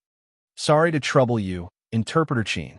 Xia Jinyuan smiled at him politely, then said to Yi Qian, "You have been with him for 2 days. If he asks you anything, just answer truthfully. There is no need to deliberate." He was afraid that he would not have a chance to meet her tonight. After he finished reporting to Major General, she probably went back to her room to rest. Qin Xiu was a smart person. At this moment, he could tell that Yi Qian and Xia Jinyuan also knew each other. He stood to the side elegantly and did not say anything, quietly waiting for the two to finish talking. "Yes, I know." Yi Qian knew that Qin Xiu was worried that she would think too much and lose her honesty in front of the leader, so he reminded her to say whatever she wanted to say. No matter what, this elegant but dangerous man would always remind her appropriately and tell her what she should do. Xia Jinyuan wanted to raise his hand to rub her head again, but in front of so many comrades, he had to restrain himself. In the end, he gently patted her shoulder and said softly, "Leader is concerned. Leader is care." It was impossible for the leader to put on airs in front of a student. When he saw Yi Jin come in, her hands were wrapped in bandages. Her face was covered with gray marks from the war, and her neat student uniform was wrinkled. He immediately said to Qin Xiu, "Quick, let the doctor come in and take a look at the child's injuries." Qin Xiu. "Qin." Yi Qian, afraid that the leader would call for a doctor, he said, "Translator Qin, you don't have to worry about my injuries." Qin Xiu gently closed the door and stood to Yi Qian's left. He smiled and said, "It's indeed a minor injury. Our Chinese soldiers have already treated it in the car. You don't have to worry. It's not a big problem. It's considered a minor injury." There were 4 guards standing upright in the room. When Yi Qian came in, they glanced at him lightly. Their eyes were as sharp as a falcon's, making Yi Qian's hair stand on end. They were the guards sent by Zhong Nanhai to protect the leader's personal safety 24/7. Chapter 522. Even if it's just a minor injury, you still have to recuperate. You came with us, but let a child like you suffer. This is a foreign country. Child, there are some things that our country can't interfere with. I hope you don't mind." The leader stood up and walked over. His dignified and kind eyes stared at the girl who was praised by the Pakistani president. He patted her shoulder gently and said gently, "It's good that you're back safely. It's also our fault that we didn't make proper arrangements and let a child like you suffer so much." Long before Yi Qian came back, the leader had already reflected on himself. But how could this kind of thing be completely controlled? Both the Chinese and Pakistani sides had made careful arrangements. But who knew that the English teacher in charge of teaching Miss Petty was actually an Al-Qaeda member? From the old government to the new government, through layers of examination and verification, it was confirmed that the background was clean and there were no problems. The Chinese leader's visit to Pakistan was a secret visit. The only people who could stay in the presidential palace and know about this trip were people close to the president and trusted. Pavel represented the Pakistani government during the old government and attended a joint venture celebration banquet between China and Pakistan. Even so, there was still a problem.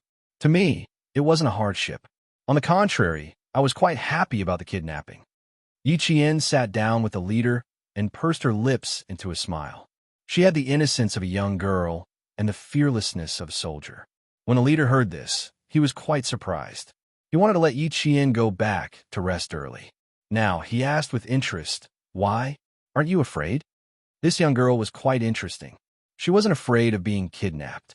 Instead, she was happy. Moreover, from her expression, It was obvious that she wasn't just saying it casually. She really thought that it was a happy thing from the bottom of her heart. It was an honor for anyone to have a face-to-face meeting with a leader of the country. Making the leader interested in her topic wasn't just an honor. It showed that the leader valued her. Yi Qian faced such an honor calmly and indifferently. She smiled slightly and said, "I've been trained by the army for the past few years. Although it was unfortunate to encounter such an incident, it was the accumulation of actual combat experience for me. I'm not afraid of being laughed at, but when I was kidnapped, I was actually quite excited, thinking that I could finally practice." At this point, Yi Qian pursed his lips slightly, revealing a shy smile. "That was what I thought at the time, but when I found out who had captured me, I actually panicked." She spoke at a steady and calm pace. She talked about her fear at the time and her plans after the incident.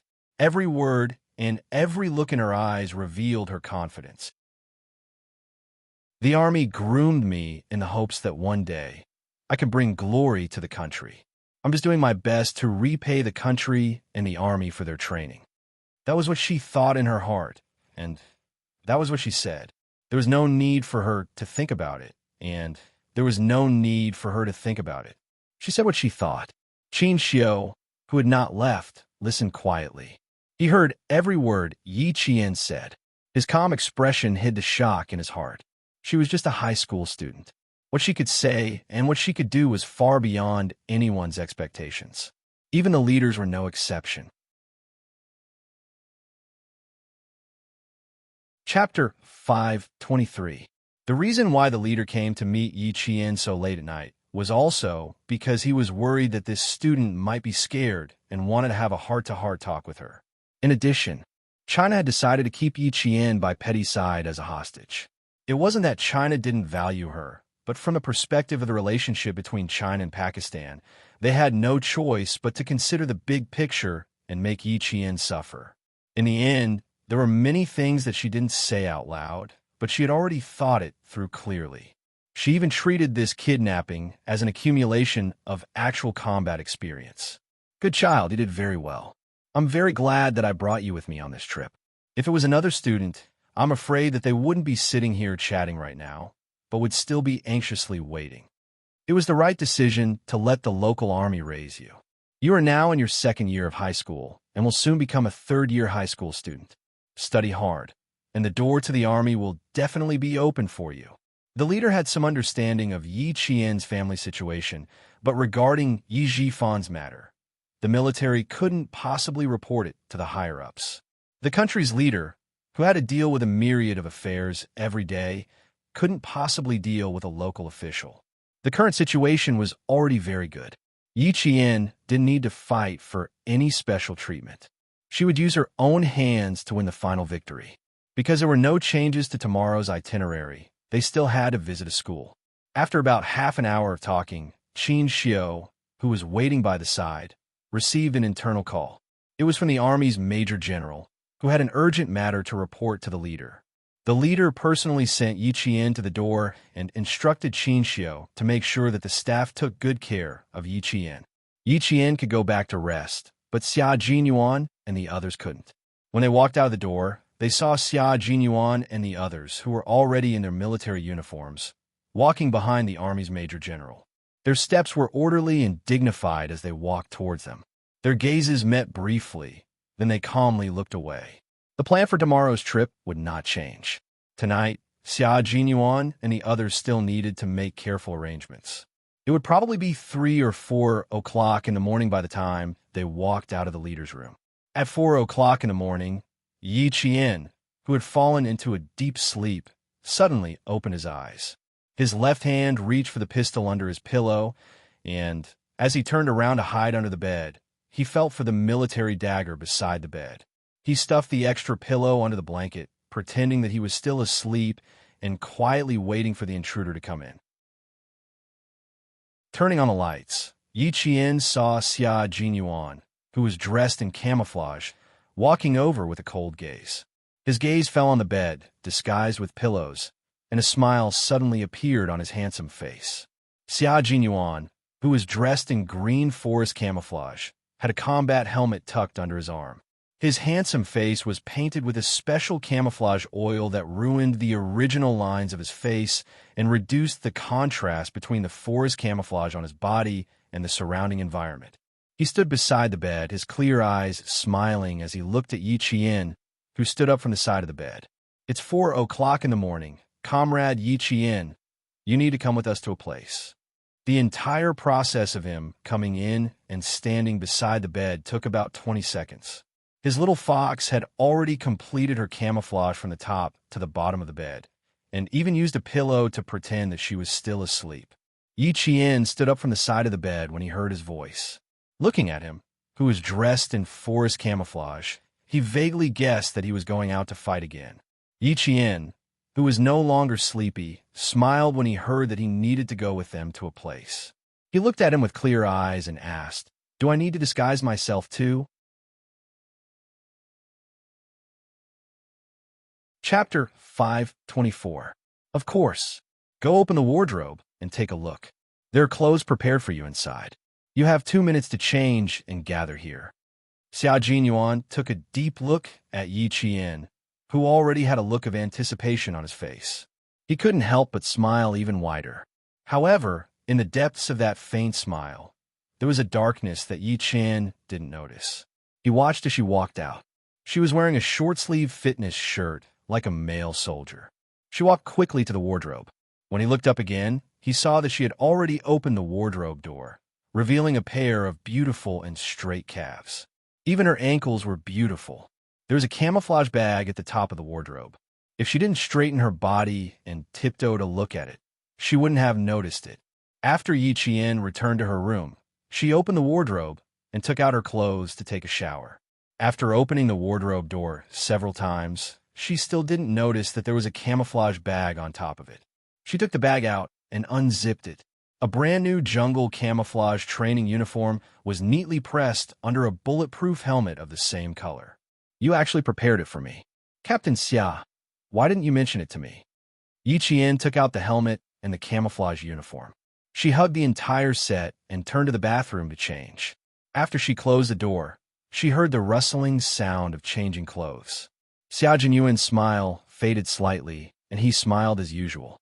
"When we decided that you would be going abroad for an official visit, the military prepared it for you. After you change, put on the helmet and pistol and come out. We'll wait for you outside." She was changing inside while he stayed in the room.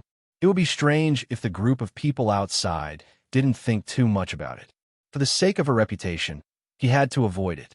In 1 minute and 40 seconds, Yi Qian changed into her combat uniform, helmet, and face paint. In 1 minute and 55 seconds, she arrived at the rendezvous point. Her slender and straight figure was like a pine tree in an abyss. She could stand proudly in the frost and snow, and she could face the wind and rain. She looked refreshed in the jungle combat uniform and was full of fighting power. She was like a bamboo shoot that had broken out of the ground and was only waiting to grow. Xiao Jinyuan fixed his gaze on her. The moment he saw her, his eyes darkened. It was as if something heavy had accumulated in his pupils, revealing a repressed seriousness. That night, the little fox would truly go to war as a soldier. That night, his little fox's hands would be stained with blood as she fought for the country. War meant slaughter. He wondered if the little fox would still be afraid of it. If he saw his hands stained with blood, would he have nightmares? After all, it was so small. It had come too quickly, too suddenly. He had no way to fight for her again. The major general and the senior leaders had already agreed. Yi Qian walked over to Xia Jinyuan with the might of a soldier. She stood at attention and saluted.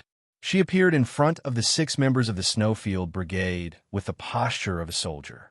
After she saluted, Xia Jinyuan and the other 5 people saluted back with a solemn look. They didn't stop at all. Standing in front of them was not a student, but a comrade who was about to go to war with them. He was the person they trusted the most. He was a comrade who could forget about age and identity and take care of each other. He was a comrade who had gone through life and death together. Xiao Jinyuan's eyes darkened. When he saw the girl in front of him who was as cold as a spear, a light slowly broke through the darkness in his eyes. Finally, a faint smile appeared on his face. Chapter 5:25. This was the path he wanted to take with her. They would kill for their country, fight for their country, even if their hands were stained with blood. Come, come, come, fold your hand again. Just now doesn't count, just now doesn't count. J5 had a deep smile on his handsome face. He stretched out his right hand, and then K7 and the others all folded their right hands over the back of their own hands. He then said to Yi Qian in a loud voice, "Use whichever hand you're holding the gun with." Xia Jinyuan covered his left hand, raised his eyebrows, and gestured for Yi Qian to extend his hand with a smile in his eyes. Use both hands, no distinction between left and right.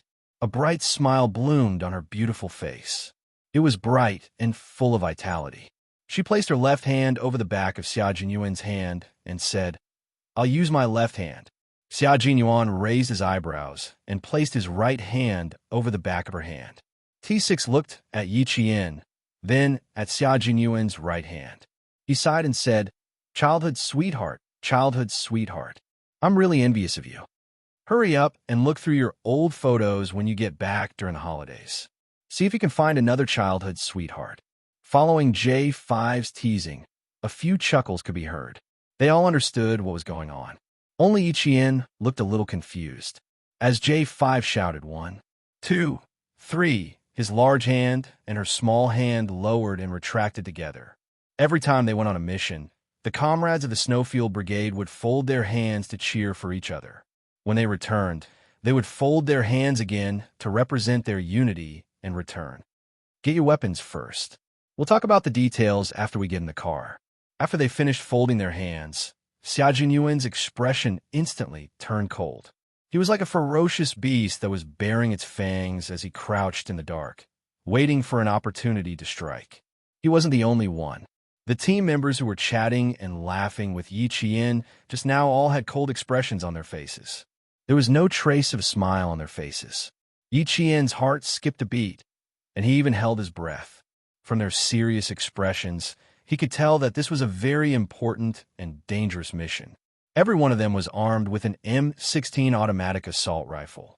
Not only were they equipped with guns, but they were also equipped with 4 grenades, light grenades, and smoke grenades. When it was Yi Qian's turn, Xia Jinyuan handed her a sniper rifle developed for the Special Forces, the AS sniper rifle.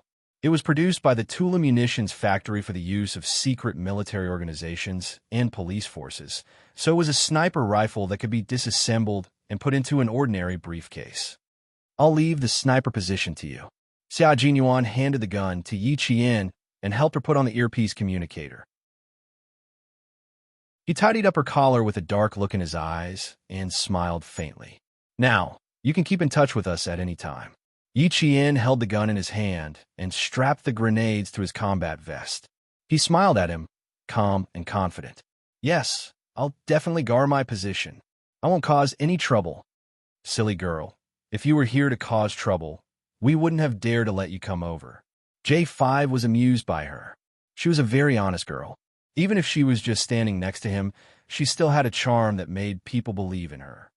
You can't be modest on the battlefield. Do whatever you want. It was a very relaxed conversation. Yi Qian even had a smile in her eyes. It was 4 in the morning, and the city was quiet as if it was a lifeless city. Other than the brightly lit streets, there was not a single person walking on them. Because it was a quick battle, there was no need for military backpacks. They held their guns in their hands and equipped their weapons. One by one, they walked briskly into the individual elevator that connected to the basement from the room. Then, they jumped into a car that had no curtains except for the windshield in front. Chapter 5:26. Let's talk about the battle plan. We'll be secretly providing support to our brothers in China. We'll be relying on the daggers in our hands. After getting into the car, the few of them rearranged the rows of seats to form a table. Xia Jinyuan laid out the military map on the table and waved his slender fingers in a combat half-finger glove. Numbers 3 and 5 are the mountain routes. We'll go around these mountain routes and cut in from the west. This was a map of Pakistan's Mount Margla.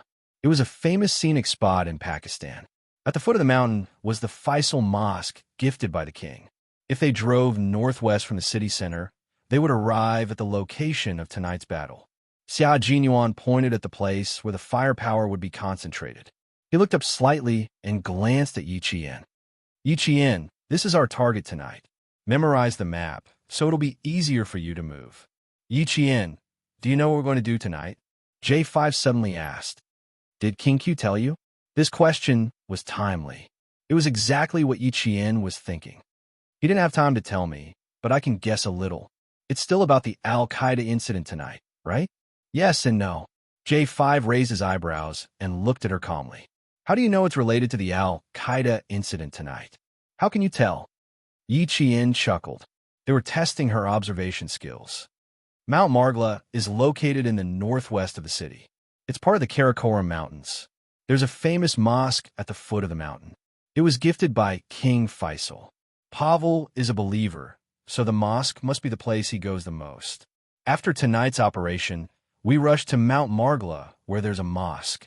I'm guessing that the current mission is related to the Al-Qaeda members. Xia Jinyuan glanced at J5 and said calmly, just because I didn't say anything doesn't mean she doesn't know anything. Some things can't be told by others. You have to think about it yourself. Although he was looking at J5, Yi Qian knew that this sentence was actually directed at her. As she said, it was indeed related to the Al-Qaeda organization, but it was also related to China. The Pakistani government forces learned that there were not only Al-Qaeda members in Mount Magla, but also Chinese people. The reason why the Chinese government had joined in again was because the other special forces that had previously supported the Snowfield Brigade had come for this purpose. They were investigating a local arms smuggling case with the local police. However, the investigation went further and further and even involved a foreign terrorist organization. This special forces team from the Linchuan military district had actually been secretly operating in the border area between China and Pakistan. That was why he was able to reach Bafang within 3 hours. We've discovered that the Chinese are all concentrated in the north. We'll cut in from the west and attack in a fan shape. We'll directly cut into the enemy's base camp. All members of Al-Qaeda, make your decision. Xia Jinyuan, who was in charge of the entire battle plan, had a deep and cold look in his eyes. Even his voice was devoid of any warmth. It was cold, heavy, and piercingly cold as it traveled to everyone's ears. We'll be responsible for assassinations and arresting suspected Chinese personnel. The brothers from the Linchuan military district rarely had the opportunity to go abroad to fight terrorism. Now that they had found out that the enemy was related to China, they returned to China overnight last night. The Snowfield Brigade's Special Forces team was responsible for cutting into the enemy's base camp. From this, one could see the difference between the two special forces. Chapter 5:27. When the car arrived at the exit point, the sky began to brighten. Under the faint light, the group of people entered the endless mountain range, all the way to the horizon of Mount Magala. This was an iconic scenic spot in Pakistan. There were very few people in the deeper parts of the mountain range. In addition, the situation in Pakistan was not very good, so mountaineering enthusiasts stopped at the developed mountain range. No one dared to go any deeper. However, Yi Qian and the others were going to the undeveloped and dangerous depths of the forest. Their camouflage uniforms were the best camouflage in the green forest. When the sky was slightly brighter, they bypassed 2 tourist routes and entered the undeveloped area at 3 in the afternoon. This was also the area where the Pakistani government put up a no trespassing sign. Once they entered the area, they began to move cautiously. There were people in front leading the way, observers on the left and right, and observers at the back. The 7 of them maintained a high level of vigilance and moved forward at the same speed. Everything is normal. Keep going. K7, who was in charge of scouting, told his comrades to keep up with them through his earpiece. His calm voice gave them a sense of security. Xia Jinyuan, who was kneeling on one knee, bowed and stood up. Yi Qian immediately held his gun and guarded the rear. Then, he followed closely behind Xia Jinyuan and continued to move forward. Although the mountain was lush with green trees, In order to safely cut into the enemy's base, they did not choose to walk through the valley. Instead, they used their GPS to march on the back of the mountain. As a result, the entire journey was extremely dangerous. If they were not careful, they would fall down the mountain and hit a tree. At 5 o'clock in the afternoon, the sun had already set. Walking in the middle of the forest, Yi Jian smelled a very light, abnormal smell in the rotten leaves of the jungle. Yi Jian narrowed his eyes and warned in a low voice, "Someone is here. Hide!" They were on the back of the mountain, and they were far away from the development zone. They couldn't let their guard down if someone suddenly appeared. But what they didn't understand was, how did Yi Jian find out when K7, who was scouting ahead, didn't find anything strange? "Scent, there is a different scent." Yi Jian was afraid that they still did not believe him. So he explained, "I smell a different scent in the wind." This explanation was indeed not very convincing, but no one questioned it at this time. They all chose to believe him. Of course, their comrades believed him. If you have any questions, you can ask them later. 3 minutes later, they saw two bearded men in gray robes with machine guns on their backs. They climbed up the bushes and leaves in the forest with their hands and walked towards them from below. They also had AK-47 assault rifles on their backs. There really was someone. Apart from Xia Jinyuan, the rest of the team members widened their eyes slightly. She smelled other odors in the wind. Her sense of smell was too sensitive. V8, who was hiding on a high rock, made a hand signal to Yi Qian and Xia Jinyuan, who were closest to the two men. "Capture them alive and kill them." "Okay." Yi Qian raised his hand and answered. He quietly exchanged a look with Xia Jinyuan. When the two men were in front of them and they could clearly see the size of their feet, the two men who were hidden in the bushes grabbed the two men's ankles and pulled them behind them. The two men immediately fell to the ground heavily. Before the men could make a sound, the two men jumped up at the same time and stepped on their backs with one knee. The daggers in their hands were pressed against their necks. "Behave!" Chapter 528. Xia Jinyuan warned them in a low voice in English. He tightened his grip on the dagger that was pressed against their necks, causing blood to trickle down the throats of those who were still struggling. Yi Qian, who had used the same method to restrain the Al-Qaeda member, did the same. He did not give the other party a chance to make a sound, nor did he give them any chance to struggle. They were moving at the same speed, making the same move, and even their attacks were synchronized to the point that there was little difference. But J5 and the others were dumbfounded. The cooperation between these two people was really quite tacit. The T6 combatant in charge of the body search walked out and carefully searched the other party from head to toe. After confirming that they did not have any real-time communication devices, he clamped the head of the man Yi Qian had captured alive with both hands and silently disposed of the head after a click. Without any communication devices, these two people could not contact the Al-Qaeda base, and the people from the Al-Qaeda base could not contact them either. Naturally, they chose to dispose of them. After all, they could not possibly leave behind people with guns behind them. Without any real-time communication devices, this means that we're already close to their furthest patrol range. Xia Jinyuan opened the map again and used the GPS to locate their location. He tapped lightly on the map with his finger. "We're here now. We're very close to the coordinates of the enemy's base camp and within their furthest patrol range. We're on the right track. We're expected to arrive at 7 p.m.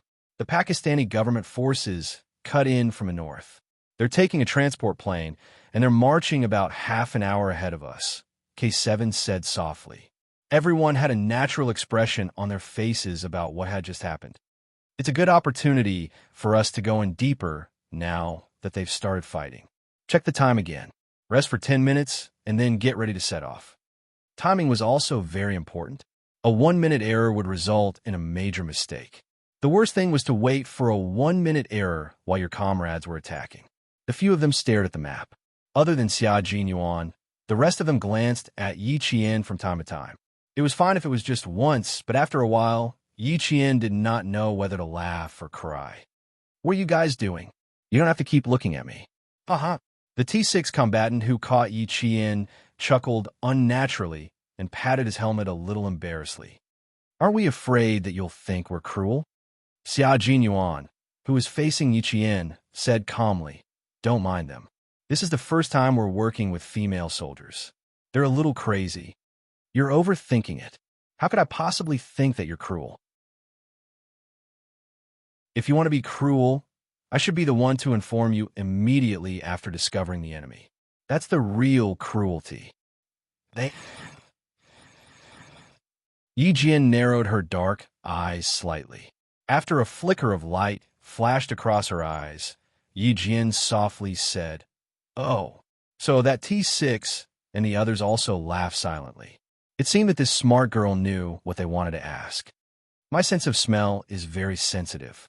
If it's the smell of perfume, as long as the wind blows, I should be able to smell it from quite a distance. The Pakistani men have an indescribable smell on them. It seems like everyone has it. When I was in the mountains just now, I kept smelling the smell of rotten leaves. Suddenly, another smell drifted over, and I smelled it immediately.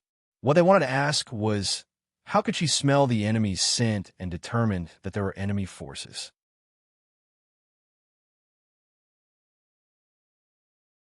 Chapter 529. The members of the Snowfield Brigade sighed with emotion at Yi Qian's special skills. Their painted faces changed slightly. J5 turned his head and bumped his shoulder against K7's shoulder. He lowered his voice so much that K7 almost couldn't hear what he said. "Looks like I'll have to shower a few more times in the future. I can't be proud of my masculinity anymore. I'll have to restrain myself a little." A bunch of men either trained or went out on missions every day, so the smell of sweat on their bodies wasn't that pleasant. They definitely cleaned themselves up when they were in uniform, but they wouldn't clean themselves up immediately after training. Sometimes they would just wash their faces under the faucet and rush to the cafeteria to eat. Anyway, everyone was the same. No one cared about the smell on each other's body. K7 glanced at J5 coldly and turned his head away without saying a word. He didn't have any smell on him. He had been smothered in Chinese medicine since he was young. And no matter how much he sweated, there was only the smell of Chinese medicine. Many people had the same thoughts as J5. Other than Xia Jinyuan and K7, who were indifferent, the others all had subtle thoughts. Especially T6, who had failed multiple blind dates. His appearance was top-notch. He felt as if a bucket of ice water had been poured on his heart. Damn, could it be that the smell was one of the problems? Yi Qian didn't expect that his words would shock the elites of the Snowfield Brigade. As a result, the Snowfield Brigade's personal hygiene was left in the dust by other troops. When the 10-minute break was over, the 7 of them set off again. By this time, they had been on the road for nearly 9 hours. The Snowfield Brigade members, who had been training for a long time, didn't have a trace of fatigue on their faces. Yi Qian was the same. Today, J5 and the others saw the ferocity in his bones. Who said that women were inferior to men? Yi Qian, who also took turns to be the vanguard, sentry, and scout during the march, was definitely not worse than any of the male soldiers. No wonder Major General Liu didn't hesitate to put Yi Qian in the sniper position and fight alongside them. At 6 o'clock in the evening, the dense shade of the trees in Megala Mountain blocked the last rays of the setting sun. The birds on the tree branches chirped happily, but soon there was no more sound. The shrubbery became the world of the night insects. All kinds of music rose and fell one after another. In the music of nature, a few ghost-like figures flitted past quickly, fearlessly moving forward. Then they all stopped in a dense forest and crawled forward with their waist bent. Yi Qian realized that the members of the Snowfield Brigade were probably used to fighting at night. Compared to the day, from their night vision goggles, their way of combat was silent to kill. They were close to the outskirts of the base's Anzest. Coordinates confirmed. Position. 3 me, Yi Qian. Team 1. Yi Qian will enter the base and look for sniping points. I'll be in charge of covering the rear. T6 and V8, Team 2. J5 and G3, Team 3. K7 will be in charge of comprehensive reconnaissance, and find out if there are any suspected Chinese. Yi Qian, who was in charge of sniping, didn't snipe from the outside. He would sneak into the base to cover for his comrades and complete the sniping. Therefore, he had to be the first to enter and look for a suitable sniping point. Facing Xia Jinyuan's dark and deep gaze, she raised her hand and made an OK gesture, indicating that she had no problems. After the previous few battles, Yi Qian realized that even his state of mind had become much more determined.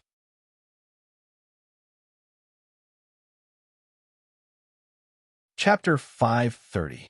The first time she shot a criminal in Australia, she didn't hesitate to shoot. However, when she saw the bloody scene afterwards, her stomach churned and her mind went blank.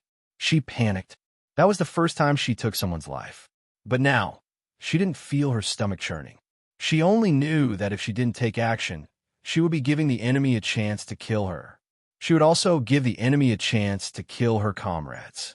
This is the fastest way to enter the base camp. Little Fox, get ready to descend. With the help of the night vision goggles, Xia Jinyuan and Yi Qian arrived at the rocky cliff that would allow them to enter the enemy's base camp. Yi Qian glanced at the broken mountain ridge in front of him and nodded gently. Okay, no problem. I'll be on guard. You go first. No matter who went first, they had to be on guard. Xia Jinyuan nodded and carried the gun on his back. He stepped on the uneven rock surface with the tips of his feet. His hands were either tightly grasping the shrubs growing among the rocks or the cracks between the rocks. He quickly descended along the funnel-like rock. 3 minutes later, Yi Qian, who was on guard, heard the cry of a night bird. He carried the gun and quickly descended like Xia Jinyuan. Her figure was petite and slender, and her waist was exceptionally soft, as if it was boneless. She was also very light. She was much more agile than the male soldiers. Compared to Xia Jinyuan, who was like a fierce beast, she was much gentler. It was exactly because of the saying, women are like water. And the speed of her descent was only about 1 minute slower than Xia Jinyuan, who was a professionally trained Special Forces soldier. After descending, the two of them were like cats walking in the jungle. They were so quiet that not even the leaves rustled. It was obvious how solid their basic skills were. Although it was cool in the mountains, they were drenched in sweat after walking for nearly 10 hours. Yi Qian's arm was injured, so it was inevitable that it would feel uncomfortable. Xia Jinyuan wanted to ask Yi Qian about it several times, but Xia Jinyuan didn't feel the slightest bit abnormal. Xia Jinyuan wanted to ask him about it, but he could only give up. This injury also had a psychological effect. She felt fine now, but if he mentioned it and remembered it, it would be counterproductive. With the help of the night vision goggles, Yi Qian saw Xia Jinyuan, who was scouting ahead, making a hand gesture to her. 8 o'clock. Sentry post. Kill. They had already entered the target area. As long as they saw a sentry post, they had to eliminate it. Yi Qian nodded lightly and slung his sniper rifle over his shoulder. He held a military dagger in his mouth as he crept towards the sentry post. His light footsteps were covered by the rustling of insects, and his figure was hidden in the darkness. His figure, which seemed to have become one with the night, flashed his fangs. He crossed his arms and quickly grabbed the opponent's chin. Within 3 seconds, he twisted the opponent's head and neck into a strange and twisted position. His neck was broken without a trace of blood. Xia Jinyuan was in charge of moving and handling the sentry post that had already been taken care of, while Yi Qian was in charge of keeping watch. Everything was carried out like a ghost. Every sentry post that was discovered was dealt with in the form of assassination. After sneaking past the border patrol, they entered a tighter surveillance area. Xia Jinyuan bent his legs slightly, his tall and slender body sticking close to a tree. He quickly crawled towards Yi Qian. A strong patrol light shone in their direction. Yi Qian knelt on one knee a second before the strong light swept over. Then he nimbly rolled to the side like a snow fox and nimbly hid in the bushes.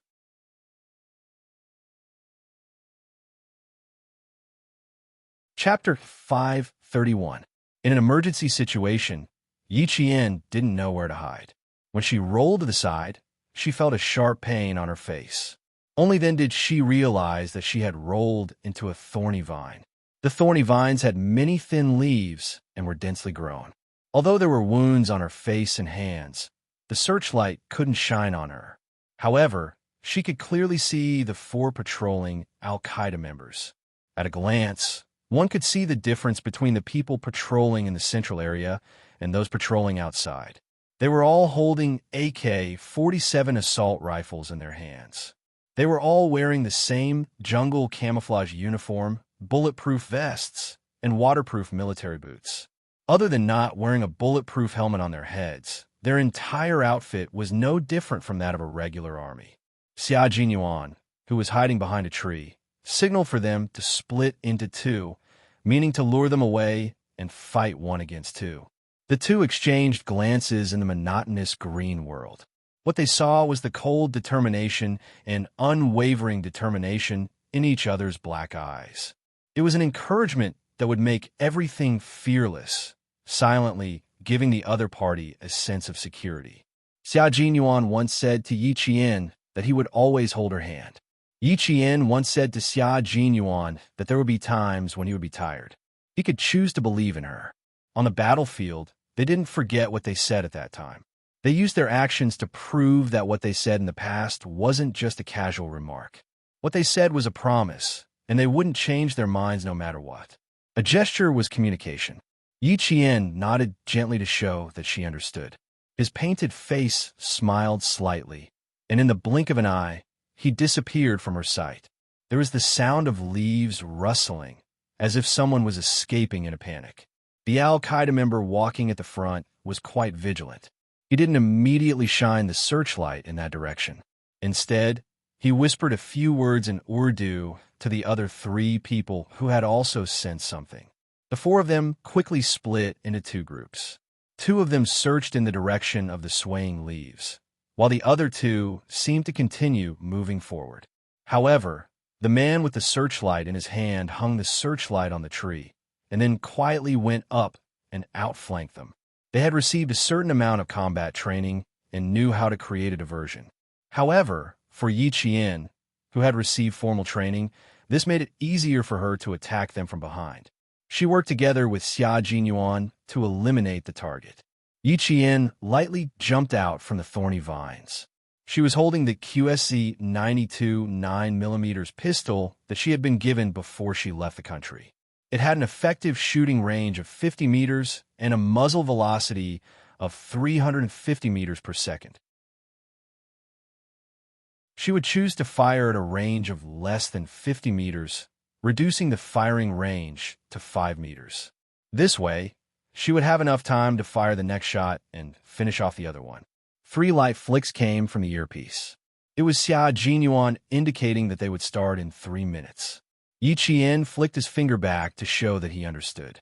The searchlight hanging on the tree swayed.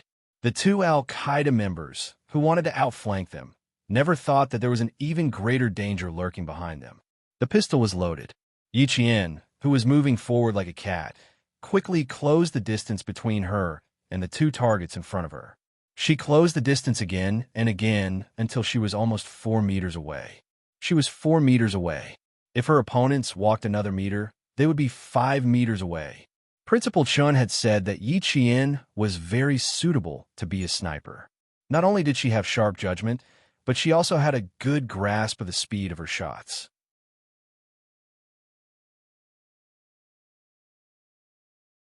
Chapter 532. To make a simple analogy, if Ace could fire 4 bullets in 1 minute, then Yi Qian could fire 8 bullets. In the same amount of time, and with the same type of gun, Yi Qian could hear the bullet passing through the firing pin, firing the primer, and igniting the propellant. As she held the pistol, she could feel the propellant start to burn and the internal pressure of the cartridge case increase. When the pressure rose to 250-500 kg/cm2, the bullet would leave the cartridge case and squeeze into the barrel. At this point, Yi Qian could feel the bullet start to move. Under the action of the high temperature and high pressure, the bullet would rapidly move forward and pass through the barrel. Her vision would then pass through the front of the gun, and she would aim through the front sight to complete the shot. Yi Qian did not know if this feeling was because she had touched the gun or recognized it. She only knew that as long as she touched the gun, she could clearly see the entire structure of the gun in her mind, just like a four-dimensional picture. When she fired the gun, the four-dimensional drawing seemed to have a life of its own. As the bullets in the gun in her hand moved, the four-dimensional gun in her heart also began to move. It was as if she had become a gun. She did not need to aim before shooting. Instead, she could complete the aiming action after pulling the trigger. It was this feeling that allowed her to shoot twice as fast as other people. What did it mean to fire twice as fast? It meant that she had already completed the shot before others had even fired. For example, right now, the muffled sound of rocks sinking into water could be heard, followed by the same sound. Two people had fallen consecutively, but the two terrorists in front did not even have a chance to fire. This was Yi Qian's ability. After Xia Jinyuan finished off the other guy who had not reacted at all, he looked at Yi Qian through his night vision goggles. Even though he was usually calm, at this moment, his eyes and heart were filled with shock. Her firing speed was very, very fast. She could accurately kill two people within 0.003 seconds. Before this, he was still thinking that he should quickly finish off the two people who were following him, and then turn around to support Yi Qian. Who knew that she would be the one to support him? After dragging away the four terrorists who were still warm but were already dead, Xia Jinyuan led Yi Qian into the bushes and got close to her. I didn't realize you were so fast before, but after seeing you today, you really shocked me. In order to communicate secretly, not only did he get close to her, but he also spoke with his lips close to her ear. Yi Qian even felt that his thin and warm lips were about to touch her ear a few times. His low voice and warm breath were all sprinkled by her ears and neck. Her heart couldn't help but tremble, and an unnatural expression immediately appeared on her face. You actually have a unique skill that I don't know about. Little fox, you're not being honest. As he was still talking, Yi Qian couldn't help but tilt her head slightly. She didn't realize that her ear was a little ticklish. His words made her want to scratch it. Xia Jinyuan really didn't have any other intentions. Seeing this, he couldn't help but laugh. Why are you hiding? It's more convenient to talk like this. My ear is itchy. Yi Qian glanced at him and said softly, Captain Xia, are we going to rest? How's the J5's operation? Should we contact them?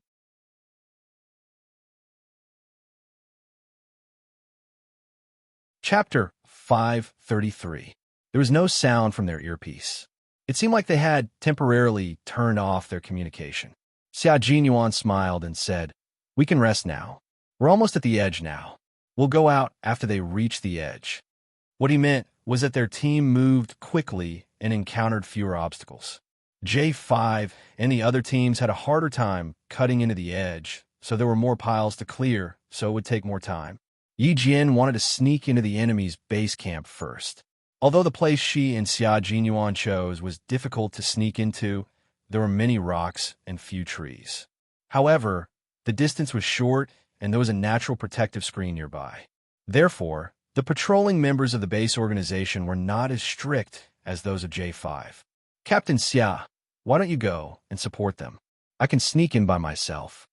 Yi Qian was still a little worried about the other team members. Since they were already here, she could sneak in by herself. Xia Jinyuan looked at her with a half smile.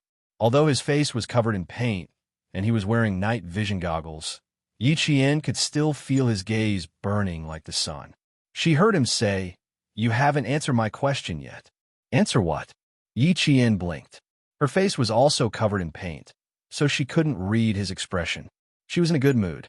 She didn't expect that the speed at which she fired the gun would shock Xia Jinyuan. She was quite happy. In the past, she really couldn't compare to this dangerous man. Xia Jinyuan laughed.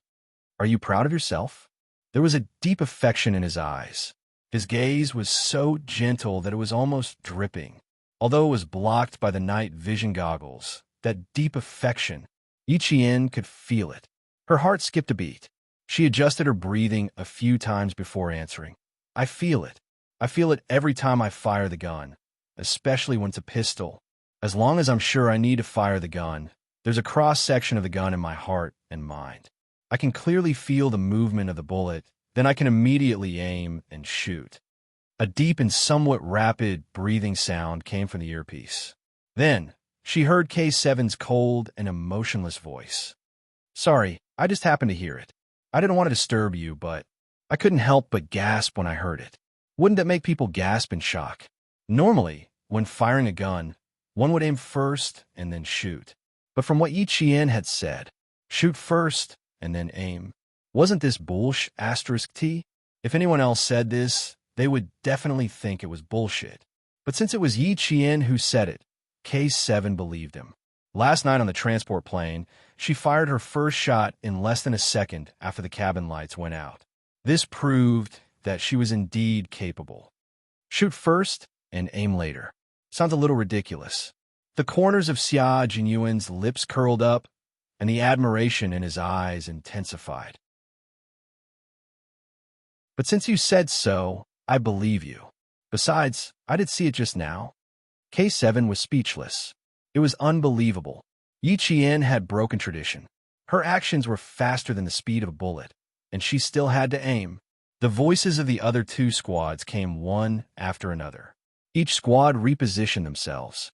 After confirming the direction, they put aside Yi Qian's shooting speed and focused on sneaking into the enemy's base. The silence in the mountains was not broken yet, but the assassination mission was in full swing. The members of the Snowfield Brigade were scattered all over the place. Yi Qian did not find the best sniping spot.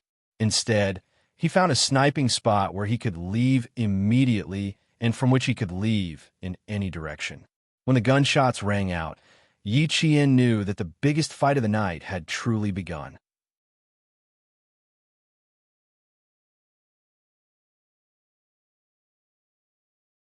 Chapter 534. The first shots were fired by the Pakistani government. After confirming that all the Chinese soldiers had entered the base camp, they were the first to launch the attack. The Pakistani government was not afraid of exposing their identities, so their attack was fierce and vicious. Grenades were thrown one after another, and the entire valley was covered in flames. This allowed the members of the Snowfield Brigade to see clearly what kind of terrain the base was. This place was like a local village isolated from the rest of the world. All the houses were single-story bungalows. The bungalows were separated by a certain distance, and the area they occupied was quite wide. From the gunfire, they could see that there were yellow dirt paths between the houses. They've taken over the village as their base. It's so wide, it'll take half a day to fire. J5 clicked his tongue. After looking up, he quickly crouched down. The worst thing to do on the battlefield was to stick your head out first. If you weren't careful, your head would explode. Yi Qian, who was at the sniper's point, thought the same. If they hadn't gotten some clues from Pavel and his men, the Pakistani government would never have thought that there was a base village in the valley of Magla Mountain that could come out and cause destruction at any time. The grenades didn't explode at one point, but at several points at the same time. The shrapnel flew out like bees leaving their hive, splashing in all directions. The Al-Qaeda members who were close to the shrapnel were immediately blasted into a bloody mess. Blood and flesh splashed out along with the shrapnel, and everything was covered in the darkness of the night. Shrapnel was also a weapon that hurt people. The Pakistani government had only thrown offensive grenades with a killing radius of 10 meters. In other words, if there were people in this range, they would either be blown up or have their entire body pierced by the shrapnel. This type of offensive grenade was rarely used by the Snowfield Brigade. Looks like the new president has a personality. F***CK. All the grenades he threw out are offensive grenades. Q King. The defensive grenades in our hands are a little unpresentable. J5 could still maintain a relaxed tone as he spoke through the headset. Judging from his tone, this was just a slightly more dangerous actual combat exercise. The front line has been blown up into a hornet's nest. We'll proceed step by step. Let's bring out the suspected Chinese first.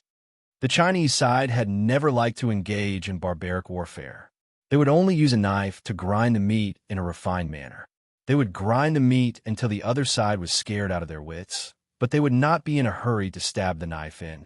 This was called psychological warfare. They would tear a small wound into a big one, and then uproot it all at once, leaving no way out. Otherwise, why would the Snowfield Brigade carry out assassinations and ambushes? I just want to get him out alive and think of a way to pry open his mouth and ask him how many more such people there are in the country. Only then can our great motherland directly exterminate them. In times of peace, no one would want someone to suddenly pull out a gun and shoot at the people on the street. He didn't want to sit in a car, but in the end, there was a suicide bomber in the car. Cathay was the only way to keep the people safe. Allowing such dangerous people to run into society and harm the people was definitely against the principles of the country. They had to be eliminated. Yi Qian listened to the few of them chatting while eliminating the targets. Her widened eyes slowly narrowed.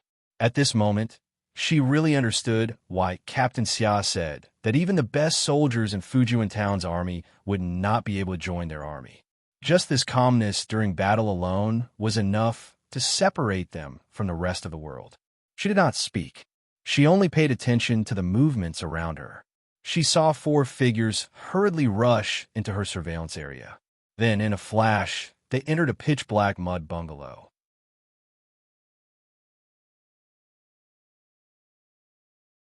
Chapter 535. There was a light in the room, but it was extinguished in less than a minute. Yi Qian sent his location over and said in a low voice, "I'm at 2 o'clock. For targets have entered the room. Try to avoid this area. Be careful of an ambush. Now is not the time to make a move. Otherwise, she would have been able to snipe at least 2 targets. We don't have many people. We can only wait for them to attract the heavy firepower before we make a move." When J5 said this, everyone knew that he was talking to Yi Qian. Even Yi Qian, who was not officially part of the military, was forced to join the battle. Not only did they not have enough people, but they also did not have enough manpower. Yi Qian nodded in understanding. The special forces from the Linchuan military region had already returned to the border to begin their mission. They had managed to pry a lot of information out of the widow Pavel, including the situation at the Chinese border. It was an extremely serious matter that concerned the safety of the entire border. Otherwise, the special forces from the Linchuan military region would not have immediately returned to China after completing their mission at the orphanage. They were seriously short of manpower, and the Al-Qaeda members could retreat at any time. Since the Pakistani government had already fired the first shot, they could not let the second one be a dud.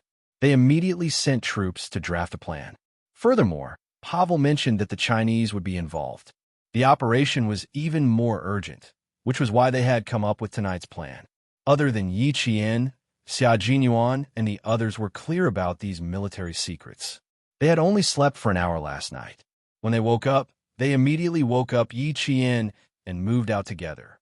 Xia Jinyuan and the others had not slept for 2 days and 1 night. They were short of manpower and they did not sleep well. Under high alert, they would talk to their comrades from time to time, which was also a way to refresh themselves. Now that they were on the government's home ground, everyone was waiting for K7's reconnaissance report to come back before they could make plans for the next step. Xia Jinyuan's deep voice sounded particularly cold in the midst of the gunfire. It was like a 1,000-year-old rock with indestructible power. The entire base camp is made up of typical mud houses. Each of them has a high outer wall, and we have to be wary of any ambushes inside. It will take some time for K7 to scout by himself. The others absolutely could not act rashly. Xia Jinyuan's plan was because there were only a few people, so each of them had to be used at the most crucial moment. After K7 finished their reconnaissance, they quickly became reinforcements and met up with Yi Qian's team. Xia Jinyuan and the other 2 teams worked together to capture the Chinese alive. Another team provided cover while the last team retreated. K7 and Yi Qian brought up the rear. This was a planned battle, striving for everyone to be able to hold their own and cooperate with each other. No matter how much time K7 wasted, he did not have enough men to support him. Fortunately, The Pakistani government troops were very ferocious. They brought all their light weapons and used grenades to blast a bloody path out. Al-Qaeda's firepower was not as strong as the Pakistani government troops. They were at a disadvantage because they were all preparing to retreat tonight, so all their firepower was concentrated in one place. Now that the Pakistani government troops were fighting separately, it allowed them to disperse their firepower. There would be a gap in between, allowing the government troops to take control of the situation. This also made it easier for K7 to move. He would not be discovered if he sneaked in. They didn't have any battle plans for this place. It was all up to K7 to figure out where to go. Then, K7 would be able to pinpoint every location so that his comrades would know which path to take later on.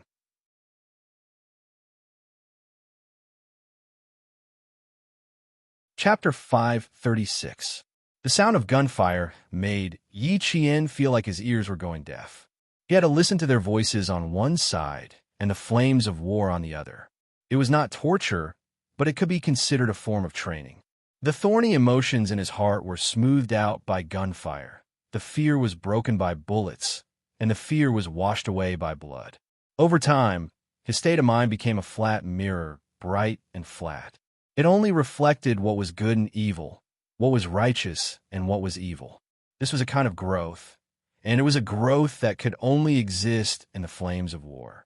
Yi Qian knew that the reason he could participate in missions again and again was because the military wanted to train him and see if he was a piece of unpolished jade. There was a rumbling sound in the sky, and a transport plane could be seen rumbling from the east to the north. This thing was huge, and it was not a bomber or a fighter jet. It was the transport plane that had secretly landed 30 miles away from the Pakistani government. It was back. The Pakistani government is really generous.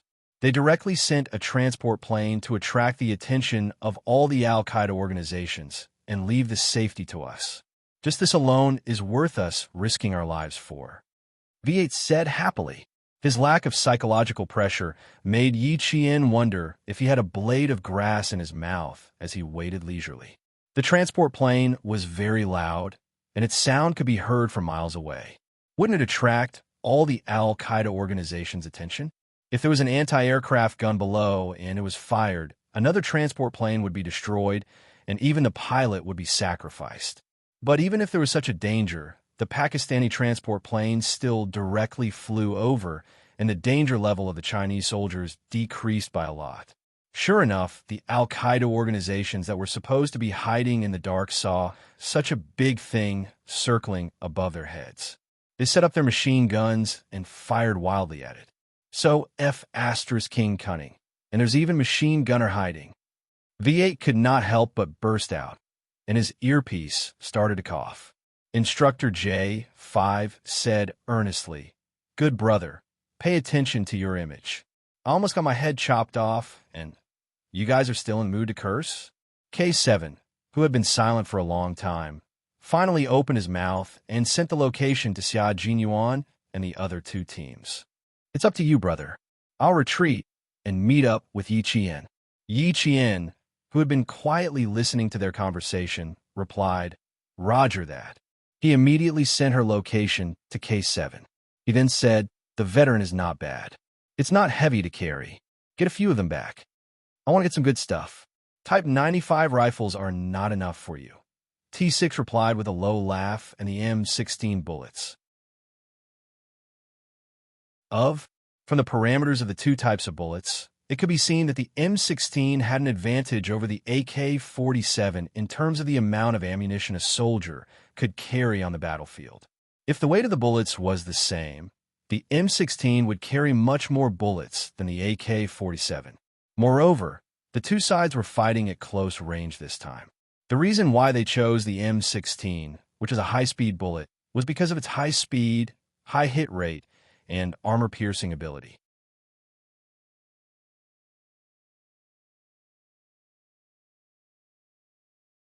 Chapter 537. At the same time, the bullet weight was light enough to ensure that there would be enough bullets on the battlefield. There wouldn't be a situation where the person didn't come out and the bullets ran out.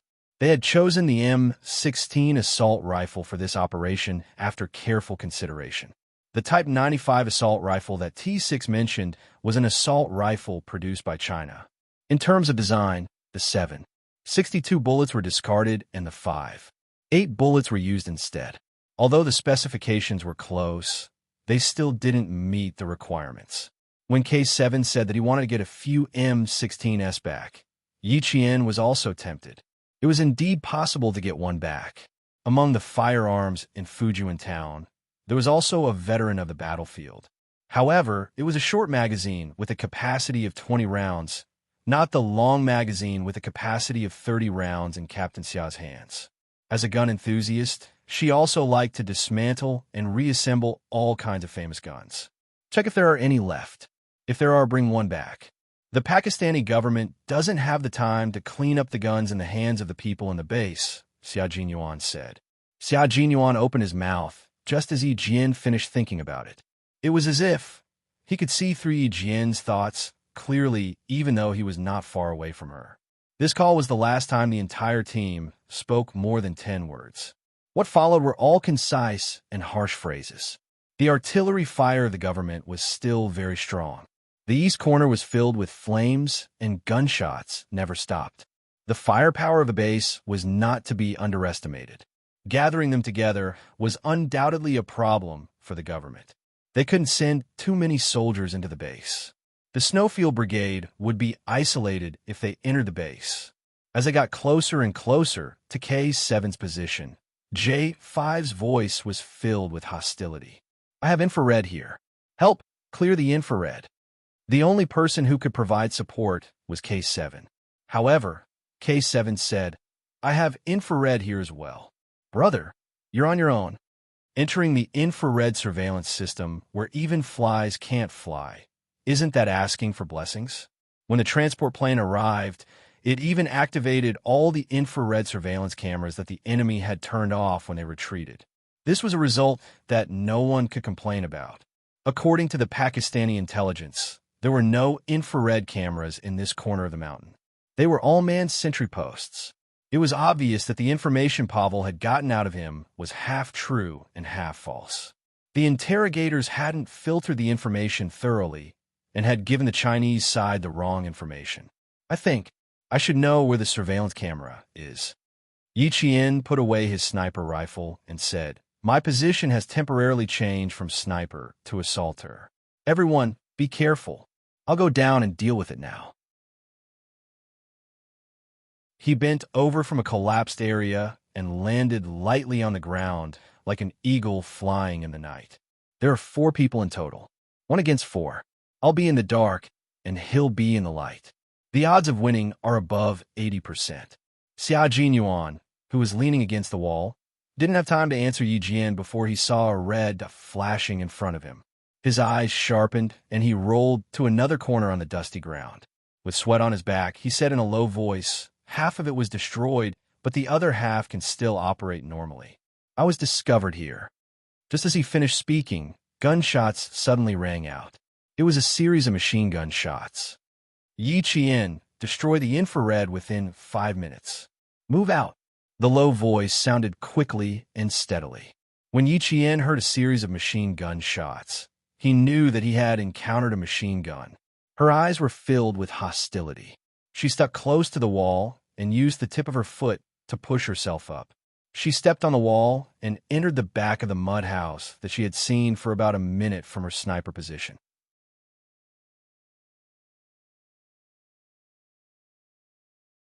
Chapter 538. The tall walls didn't stop her. She jumped up and saw 3 Bafang soldiers in long robes standing there with guns. Their guns were aimed at the door. If anyone came in, the 3 AK-47s would shoot continuously and turn them into minced meat. Luckily, she chose to come from the back. Now, it was just 1 assassination and 2 close-range shooting. She didn't have much time to destroy the infrared system in 5 minutes. Increase the firepower. There are about 300 people in the base. The government even miscalculated the number of people in the intelligence report. We don't have enough ammo. Grab the submachine guns. G3 reminded his comrades. He was already fighting 1 against 5. With the infrared system, it was another 1 against 5. Yi Qian looked at the dark room. She saw 4 people earlier. Now, there were 3 people outside. That meant there was only 1 person inside. The person inside was definitely a technician in charge of the infrared system. According to the original plan, 1 assassination and 2 kills were feasible. What she needed to do was eliminate the 3 targets outside and destroy the infrared system at the same time. The infrared system was like a pair of eyes in a battle. The more important the eyes were, the better the protection. Luckily, these people came back in a hurry. Her chances of winning increased to 90%. Yi Qian jumped down from the wall amidst the explosion. Using the high ground, she stabbed the military dagger in her hand into the left side of the man's neck. Whoa! The man's neck was pierced through by the military dagger. He didn't even have time to pull the dagger out. Yi Qian had already fired and aimed at a target. After 2 shots, Yi Qian's back was drenched in sweat. Why did Grandpa Jin and Uncle Chun strictly ask her to increase her speed during training? She knew the importance of speed when she was on the battlefield. If she was fast, she could take out 3 targets in less than 20 seconds. If she was slow, she could take out 2 targets. The last one could take her life. The explosion was too loud. The technician in charge of the base didn't hear anything. He needed to activate the infrared system in the base immediately to help his people move quickly. He needed to kill the government soldiers who might have sneaked into the base. Yi Qian, who was standing close to the door, could hear the voices of the other party talking from inside. He tried contacting the sentry posts, but found that there were only a few replies, especially from the sentry posts in the northwest. Not a single one of them answered. He must have sensed the danger. He grabbed a submachine gun next to him and turned around to inform the members on sentry duty outside. However, as soon as he turned around, the sound of glass shattering could be heard. A bullet penetrated the glass and hit him in the chest. Yi Qian leaped over the corpses on the ground and pulled out the submachine guns from the enemy's hands.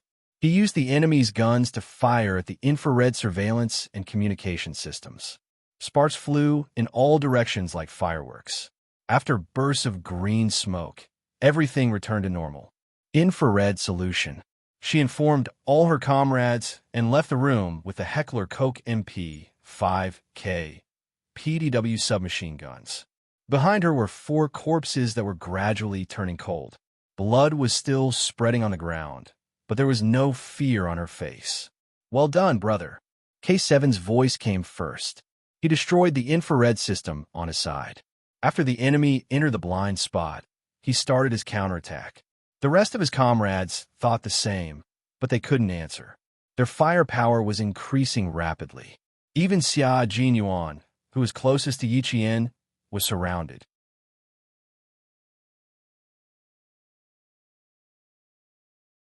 Chapter 539. Even though the entire infrared system had been destroyed, the members of the Shuiyu team were still exposed. This allowed the members of the Al-Qaeda organization to know that soldiers had infiltrated the base. The bullets were like a net that shot out in all directions, forcing the members of the Shuiyu team to shrink their heads. The bullets hit the mud wall, and the thick mud embedded the bullets. The flying dust covered the night vision goggles. Yi Qian didn't waste a second in the bungalow after leaving the room. Destroying the infrared system meant exposing herself. If she didn't leave now, once the Al-Qaeda members rushed over, she would be surrounded like a fish in a net. There was no end to the bullets, and an explosion occurred at 8:00 on her left, about 400 meters away. If she guessed correctly, that was where Xia Jinyuan was. She even used the grenades on her. Yi Qian's face darkened, and she didn't hesitate to run over to provide support. Before they left, they had clearly said that grenades were not to be used unless it was a critical moment, because they were to be used as the main weapon for retreating. But now, Captain Xia was using them. Thinking about the danger he was in, Yi Qian's eyes seemed to be dyed red with blood. Captain Xia, I'm here to provide support. Yi Qian, who was running close to the wall, wasn't running blindly. Xia Jinyuan, who had already blasted a path of blood, was lying on the ground. The explosion was so close that his eardrums were ringing. When he heard the sound, he said in a slightly hoarse voice, "Support K7. Surround them. Surround them." Yi Qian felt her heart clench. A 15-man encirclement was considered a large encirclement, which meant that K7 was now surrounded by more than 15 people. K7, locate them. Yi Qian didn't run towards her 8 o'clock. She knew very well who needed support more, so she had to go and support K7 now. Before he could pinpoint the location, 4 Al-Qaeda members rushed out from the front. Yi Qian, who was in the corner, fired first. He even used an MP5K PDW submachine gun that he had stolen. The MP5K PDW had a combat firing rate of 900 rounds per minute and a magazine capacity of 30 rounds. This type of gun was originally used by anti-terror special forces, but now it had appeared in the hands of an Al-Qaeda member. It was no wonder that the Chinese leaders wanted the Chinese soldiers to participate in this operation. They had to capture the suspected Chinese in the base alive, who provided such a dangerous gun in the hands of a member of the base that even had its exit controlled. Are there any in the country? Are there any of those who are hiding in the dark to endanger the country's peace? If they captured a few suspected Chinese alive, they would be able to get some clues. The bullets were fired at close range, and the targets were directly hit by the explosive force of the bullets. They were pushed back before falling to the ground. They didn't even make a sound before they were finished off by the guns and ammunition they had purchased. K7's position had been sent over. It was about 800 meters away from Yi Qian. Xia Jinyuan, who had suddenly appeared, said to Yi Qian, "I'm coming over to meet up with them. Support them." "Okay, they have MP5K PDW submachine guns. Pick them up. Don't waste them." Yi Qian's tone sounded like a veteran who had been fighting for many years. His actions were not bad either. He cooperated with his comrades in the Snowfield Brigade and gave it their all. J5, G3, T6, and V8 were fighting together. They could take care of the front and back of the base, so there was no need for support. Yi Qian, Xia Jinyuan, and K7 were fighting alone. They had to meet up with each other as soon as possible. The sound of gunfire and explosions shook the ground. The flames that shot up to the sky almost lit up the entire base. Everyone was exposed from the darkness. Yi Qian and Xia Jinyuan met up with each other 2 minutes later. When they saw each other covered in smoke, Xia Jinyuan grabbed Yi Qian's wrist. He used so much strength that it felt like he was going to crush the bones in her hand.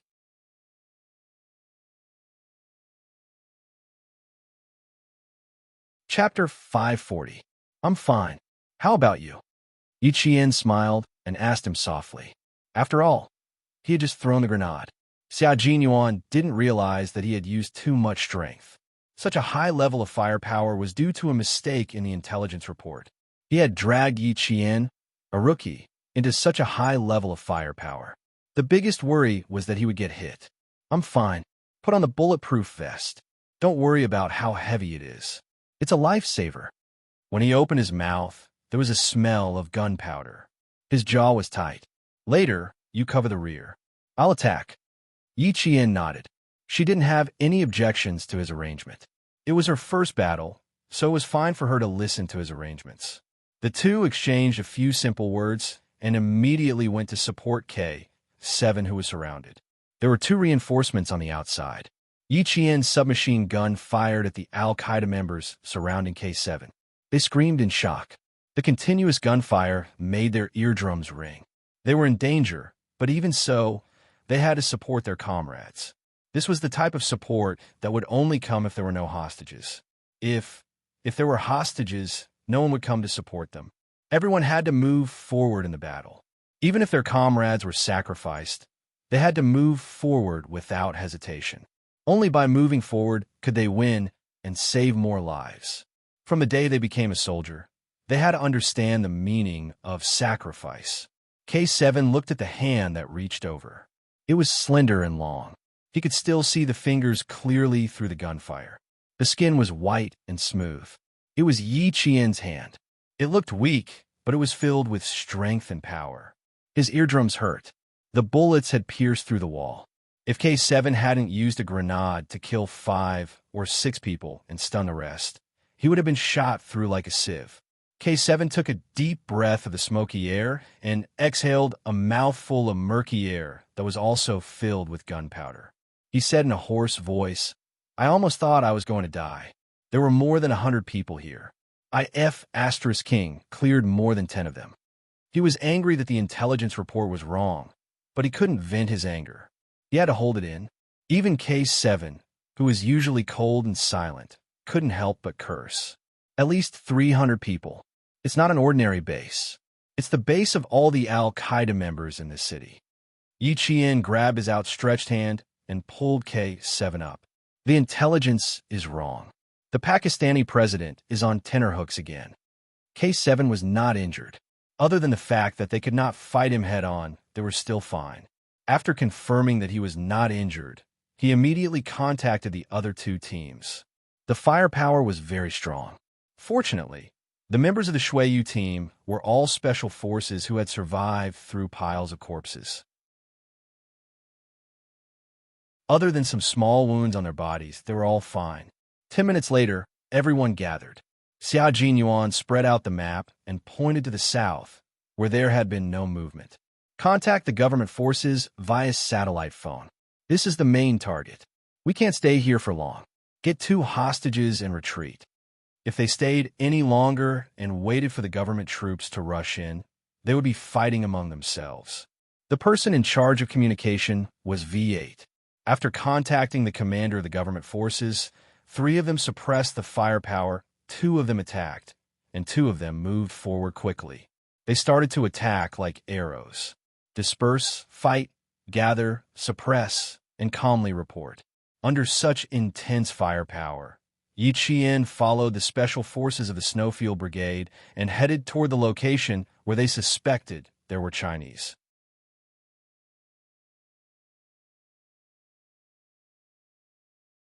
Chapter 541. After taking out a machine gunner, the T6 combatant looked at the big gun that still had a lot of bullets in it and started drooling. "Don't carry the machine gun anymore. Submachine guns are more practical." V8, who was suppressing the firepower, shouted at him. "They're about to start fighting in the south. Brother, what are you still looking for?" The T6 combatant let out a long sigh and said, "A full man doesn't know the suffering of a hungry man." V8 kicked him in the face. The entire battle was a bloody one. Even if you stepped over the corpses that they had knocked down, you still had to continue walking even if your military boots stepped on the thick blood. Yi Qian would try to avoid them earlier, but in the end, when the firepower was too strong, there was no time for him to do so. He just laid down under the corpses that he had cleared a second ago and used them as cover while firing at the front. The firepower in the south was so intense that all the Al-Qaeda members focused their firepower on it. However, there was no movement from the bungalow that K7 had first located. Under the cover of Yi Qian and Xia Jinyuan, 2 teams of people entered the bungalow and threw a strong flashlight grenade into the pitch-black bungalow. As the light blinded the entire house, they also saw 4 people hiding in the darkness. They were wearing long pants and short shirts and had Asian facial features. Victory seemed to be right in front of them. However, when K7 saw the 4 people, his expression suddenly changed, and he said sternly, "Fifth young one." Yi Qian, who was hiding in the dark and keeping watch, looked at Xia Jinyuan. They saw Yi Qian, who was close to the wall, climb up a mound of dirt with her feet. The 2-meter-tall wall disappeared from Xia Jinyuan's sight in just 2 steps. She heard footsteps outside, but thought it was a lone Al-Qaeda member who had fallen behind. In fact, it was the target who had escaped. K7 on guard. How could Xia Jinyuan let Yi Qian give chase alone?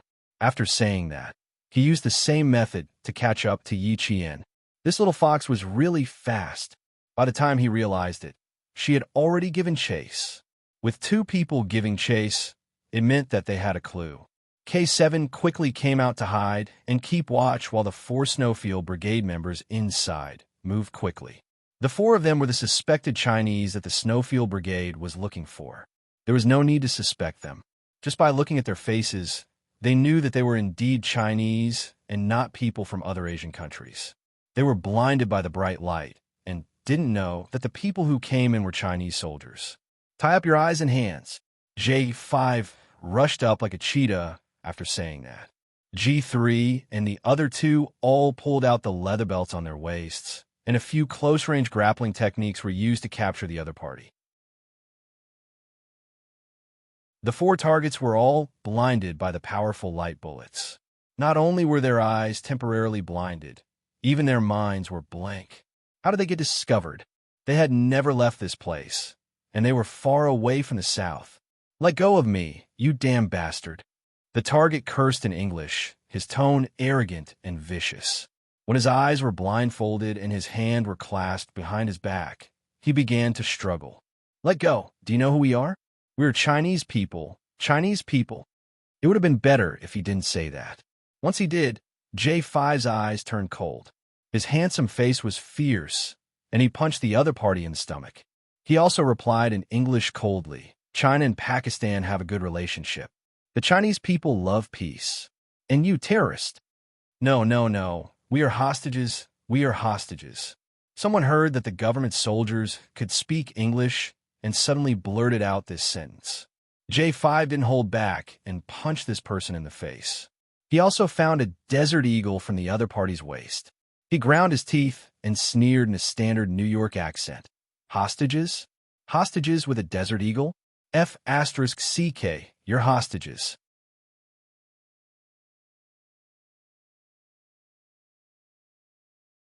Chapter 542. Another punch landed on the man's lower abdomen, causing him to cry out in pain.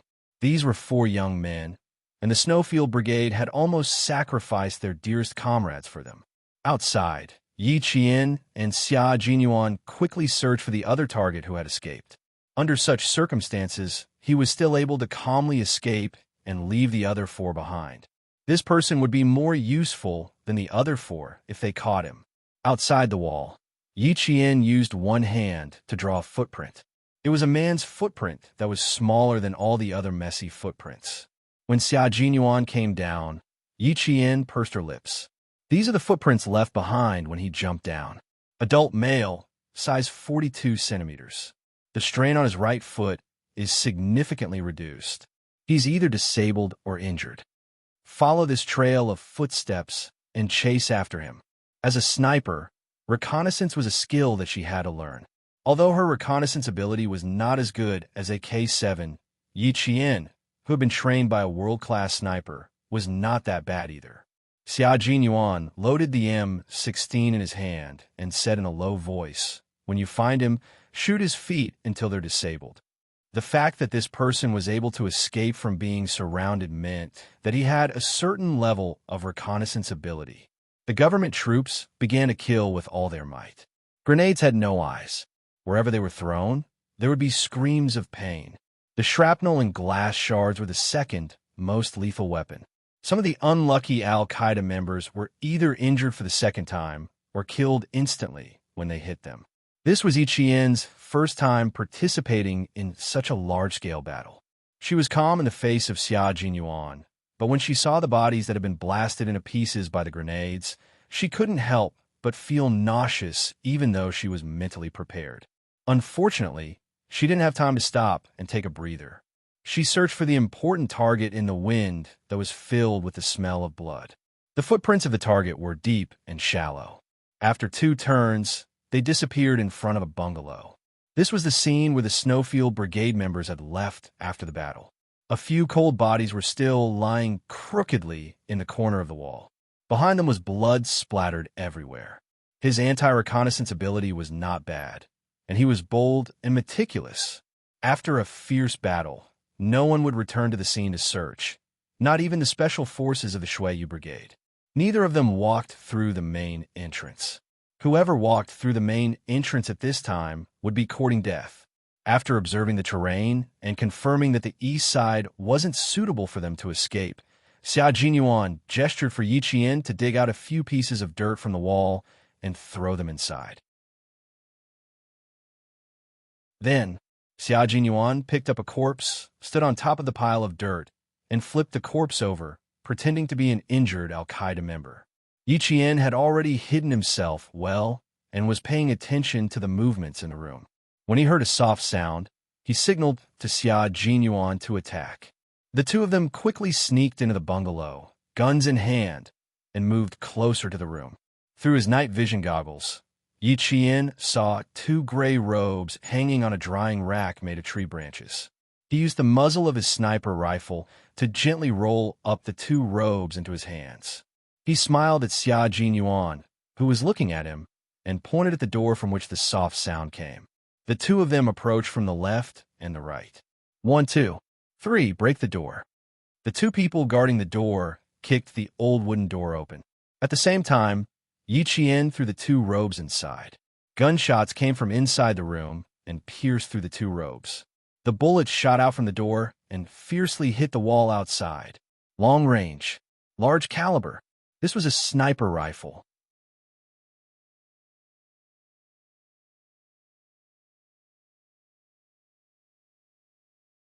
Chapter 543. Seeing that the bullets had traveled so far, the two of them fired blindly in the direction of the bullet's trajectory, suppressing the enemy's firepower.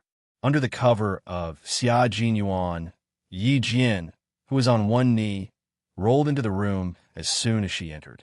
With the help of the night vision goggles, she saw a figure squatting beside a table in the green room. It was a man with deep facial features, dark skin, and short limbs. He was indeed holding a sniper rifle. Yi Qian's eyes narrowed slightly, and she aimed at the man's wrist and fired. The first shot hit the man's knee, and the second shot hit the man's right hand. The bullet penetrated his palm, and after the two shots, the man screamed in pain. He didn't scream after the two shots, and even when his bones were broken, he swallowed back his tears of blood. "How's the situation on your side?" Xia Jinyuan was tying the man's hands behind his back with a belt when J5's voice came through the earpiece. "We've pried out a truck with a full tank of gas. It's best to take the hostage and drive away." Yi Qian handed the sterile belt to Xia Jinyuan and reported their situation in English. "We've caught the target. He's a big fish and is useful. Where's the jeep? We can leave immediately." He then sprinkled some hemostatic medicine on the man who had been shot twice. As for the bullet, he didn't even think about it. It was already a mercy that he didn't shoot him to death. At this moment, all the firepower was concentrated in the south. There were still some stray bullets in the northwest, but it was a piece of cake for the Snowfield Brigade to get rid of these guys who were shooting blindly. The 5 guys that they wanted to secretly bring back to China didn't affect the speed of the Snowfield Brigade, but one of them was a little unlucky. A stray bullet hit him directly in the shoulder blade, and the bullet got stuck in his bone, causing him to scream in pain. The 5 of them had a piece of cloth stuffed in their mouths, and even if they wanted to speak, they had to spit out the thing in their mouths first. The truck was usually used by the Al-Qaeda members when they went out. When they found the parking lot, 2 of the tires were shot out, the windshield was shattered, and a row of bullet holes were ejected from the back of the truck. There were still dozens of bullets in the truck. Alert, guard against stray bullets. Change the wheel, check the fuel tank. A series of tasks were done in an orderly manner and were carried out quickly. G3 held the wheel, and Yi Qian picked up a wrench and deftly removed the wheel. His movements were so skillful, he looked like a mechanic. G3 was stunned. "You've learned this before?" "I've trained with the motorist for a month. I have an hour every day to learn how to repair a car. I can change a wheel." Sweat dripped from Yi Qian's forehead onto the back of G3's hand. "Okay, remove the jack and change the front wheel." G3 silently rolled the tire that had been punctured by bullets to the side. He took out a jack and placed it on the front wheel. Then, he saw Yi Jian unscrewing the big nut with a wrench. G3 couldn't help but chuckle. "You're really good at everything. Reconnaissance, sniping, assault, car repair. I guess you know how to drive too. I'm still dreaming of being a soldier at such a young age.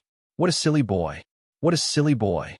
Yi Qian changed the 2 wheels in 2 minutes. After he was done, he smiled and said, "I'm still far behind you guys. I still have to work hard." Done, retreat. Next, they just had to rush the truck to escape the tiger's den.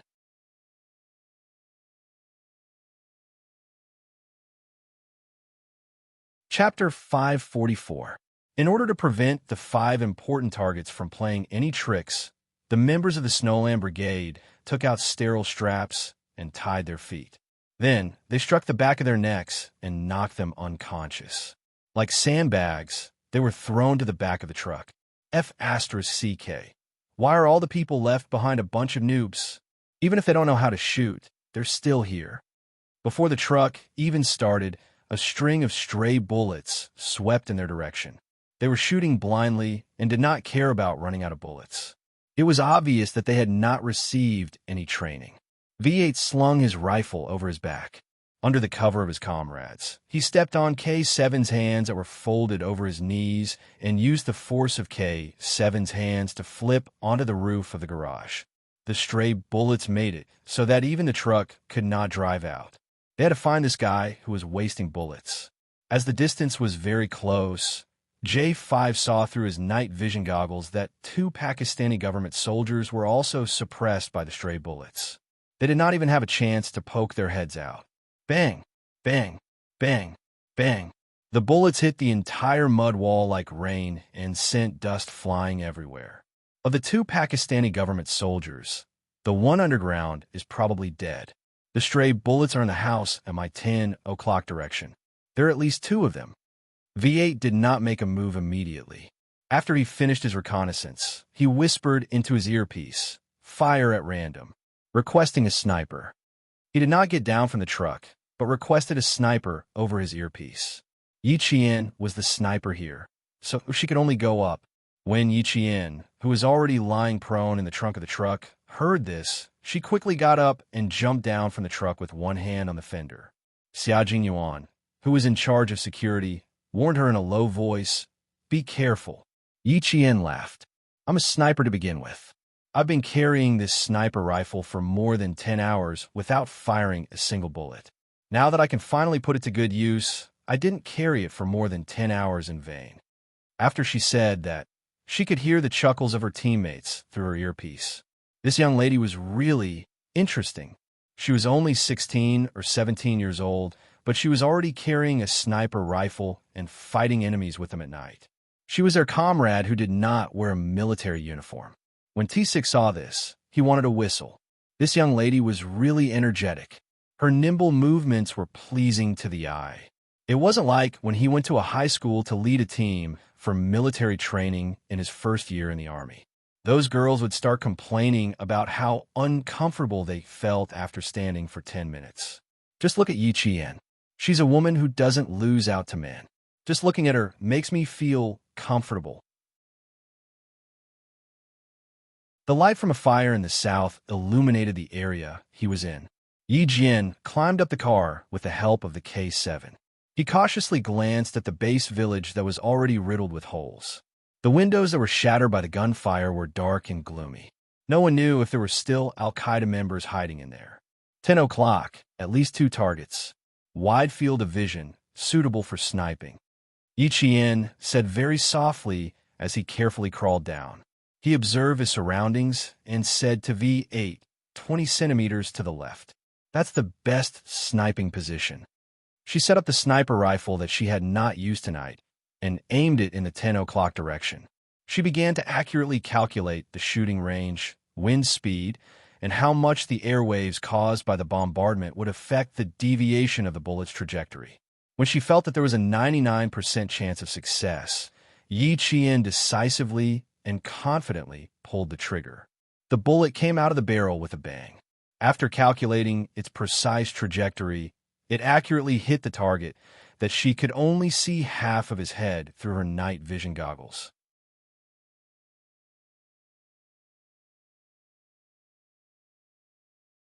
Chapter 545. The bullet flew for 2 seconds and hit its target accurately.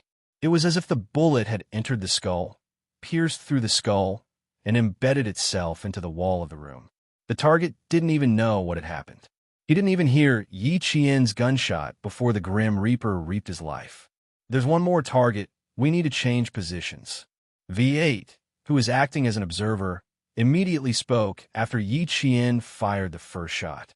He even began to move his body, preparing to quickly change positions. Everyone knew that as long as a sniper fired the first shot, it was equivalent to exposing their position. Even if the enemy didn't know where they were hiding, their bullets would still shoot blindly in the direction of the gunshot. However, Yi Qian didn't. There was another hidden Al-Qaeda member who was probably frightened. The stray bullets paused for at least 5 minutes and seconds. It was during the short 5 seconds that Yi Qian's eyes flashed with a strange light. She moved her sniper rifle slightly to the right. In that instant, the light in her eyes changed. It was also in that instant that she fired a second shot.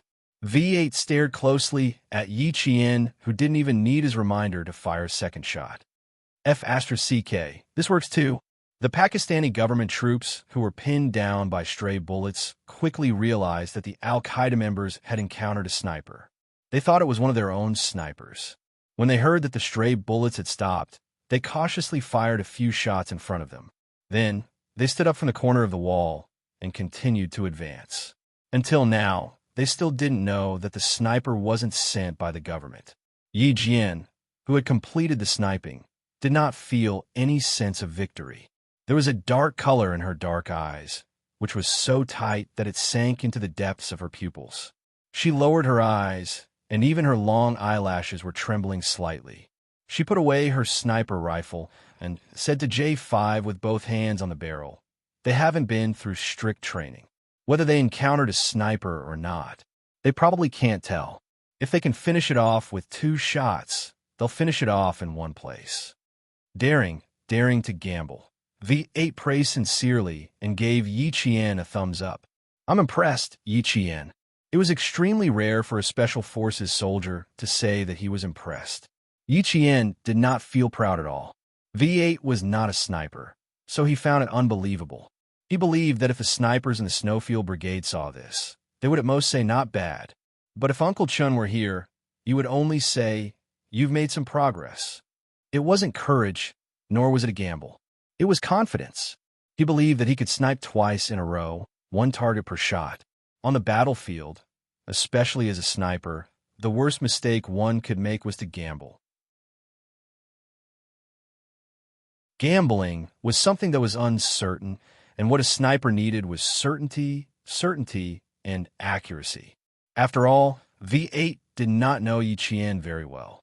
In his mind, he was more or less thinking that the young lady was not scared out of her wits when she first stepped onto the battlefield. Instead, she held her gun and fought against the veterans like a newborn calf that was not afraid of Tiger.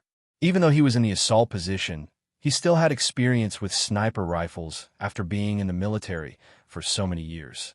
He more or less knew how to shoot twice in a row without changing positions unless the position was very good and the target was clear. Only then would there be 2 or 3 shots. Just now, their position was average. The first shot would expose them, and the second shot would be equivalent to giving the opponent a chance to shoot. That was why he said Yi Qian was daring to gamble. Xia Jinyuan did not say anything at that time. After the 2 of them came down, he said calmly, "It's not a gamble, it's a calculation." She shot very quickly, and the target did not have time to retaliate. You're tuning into the Warrior Lore YouTube channel.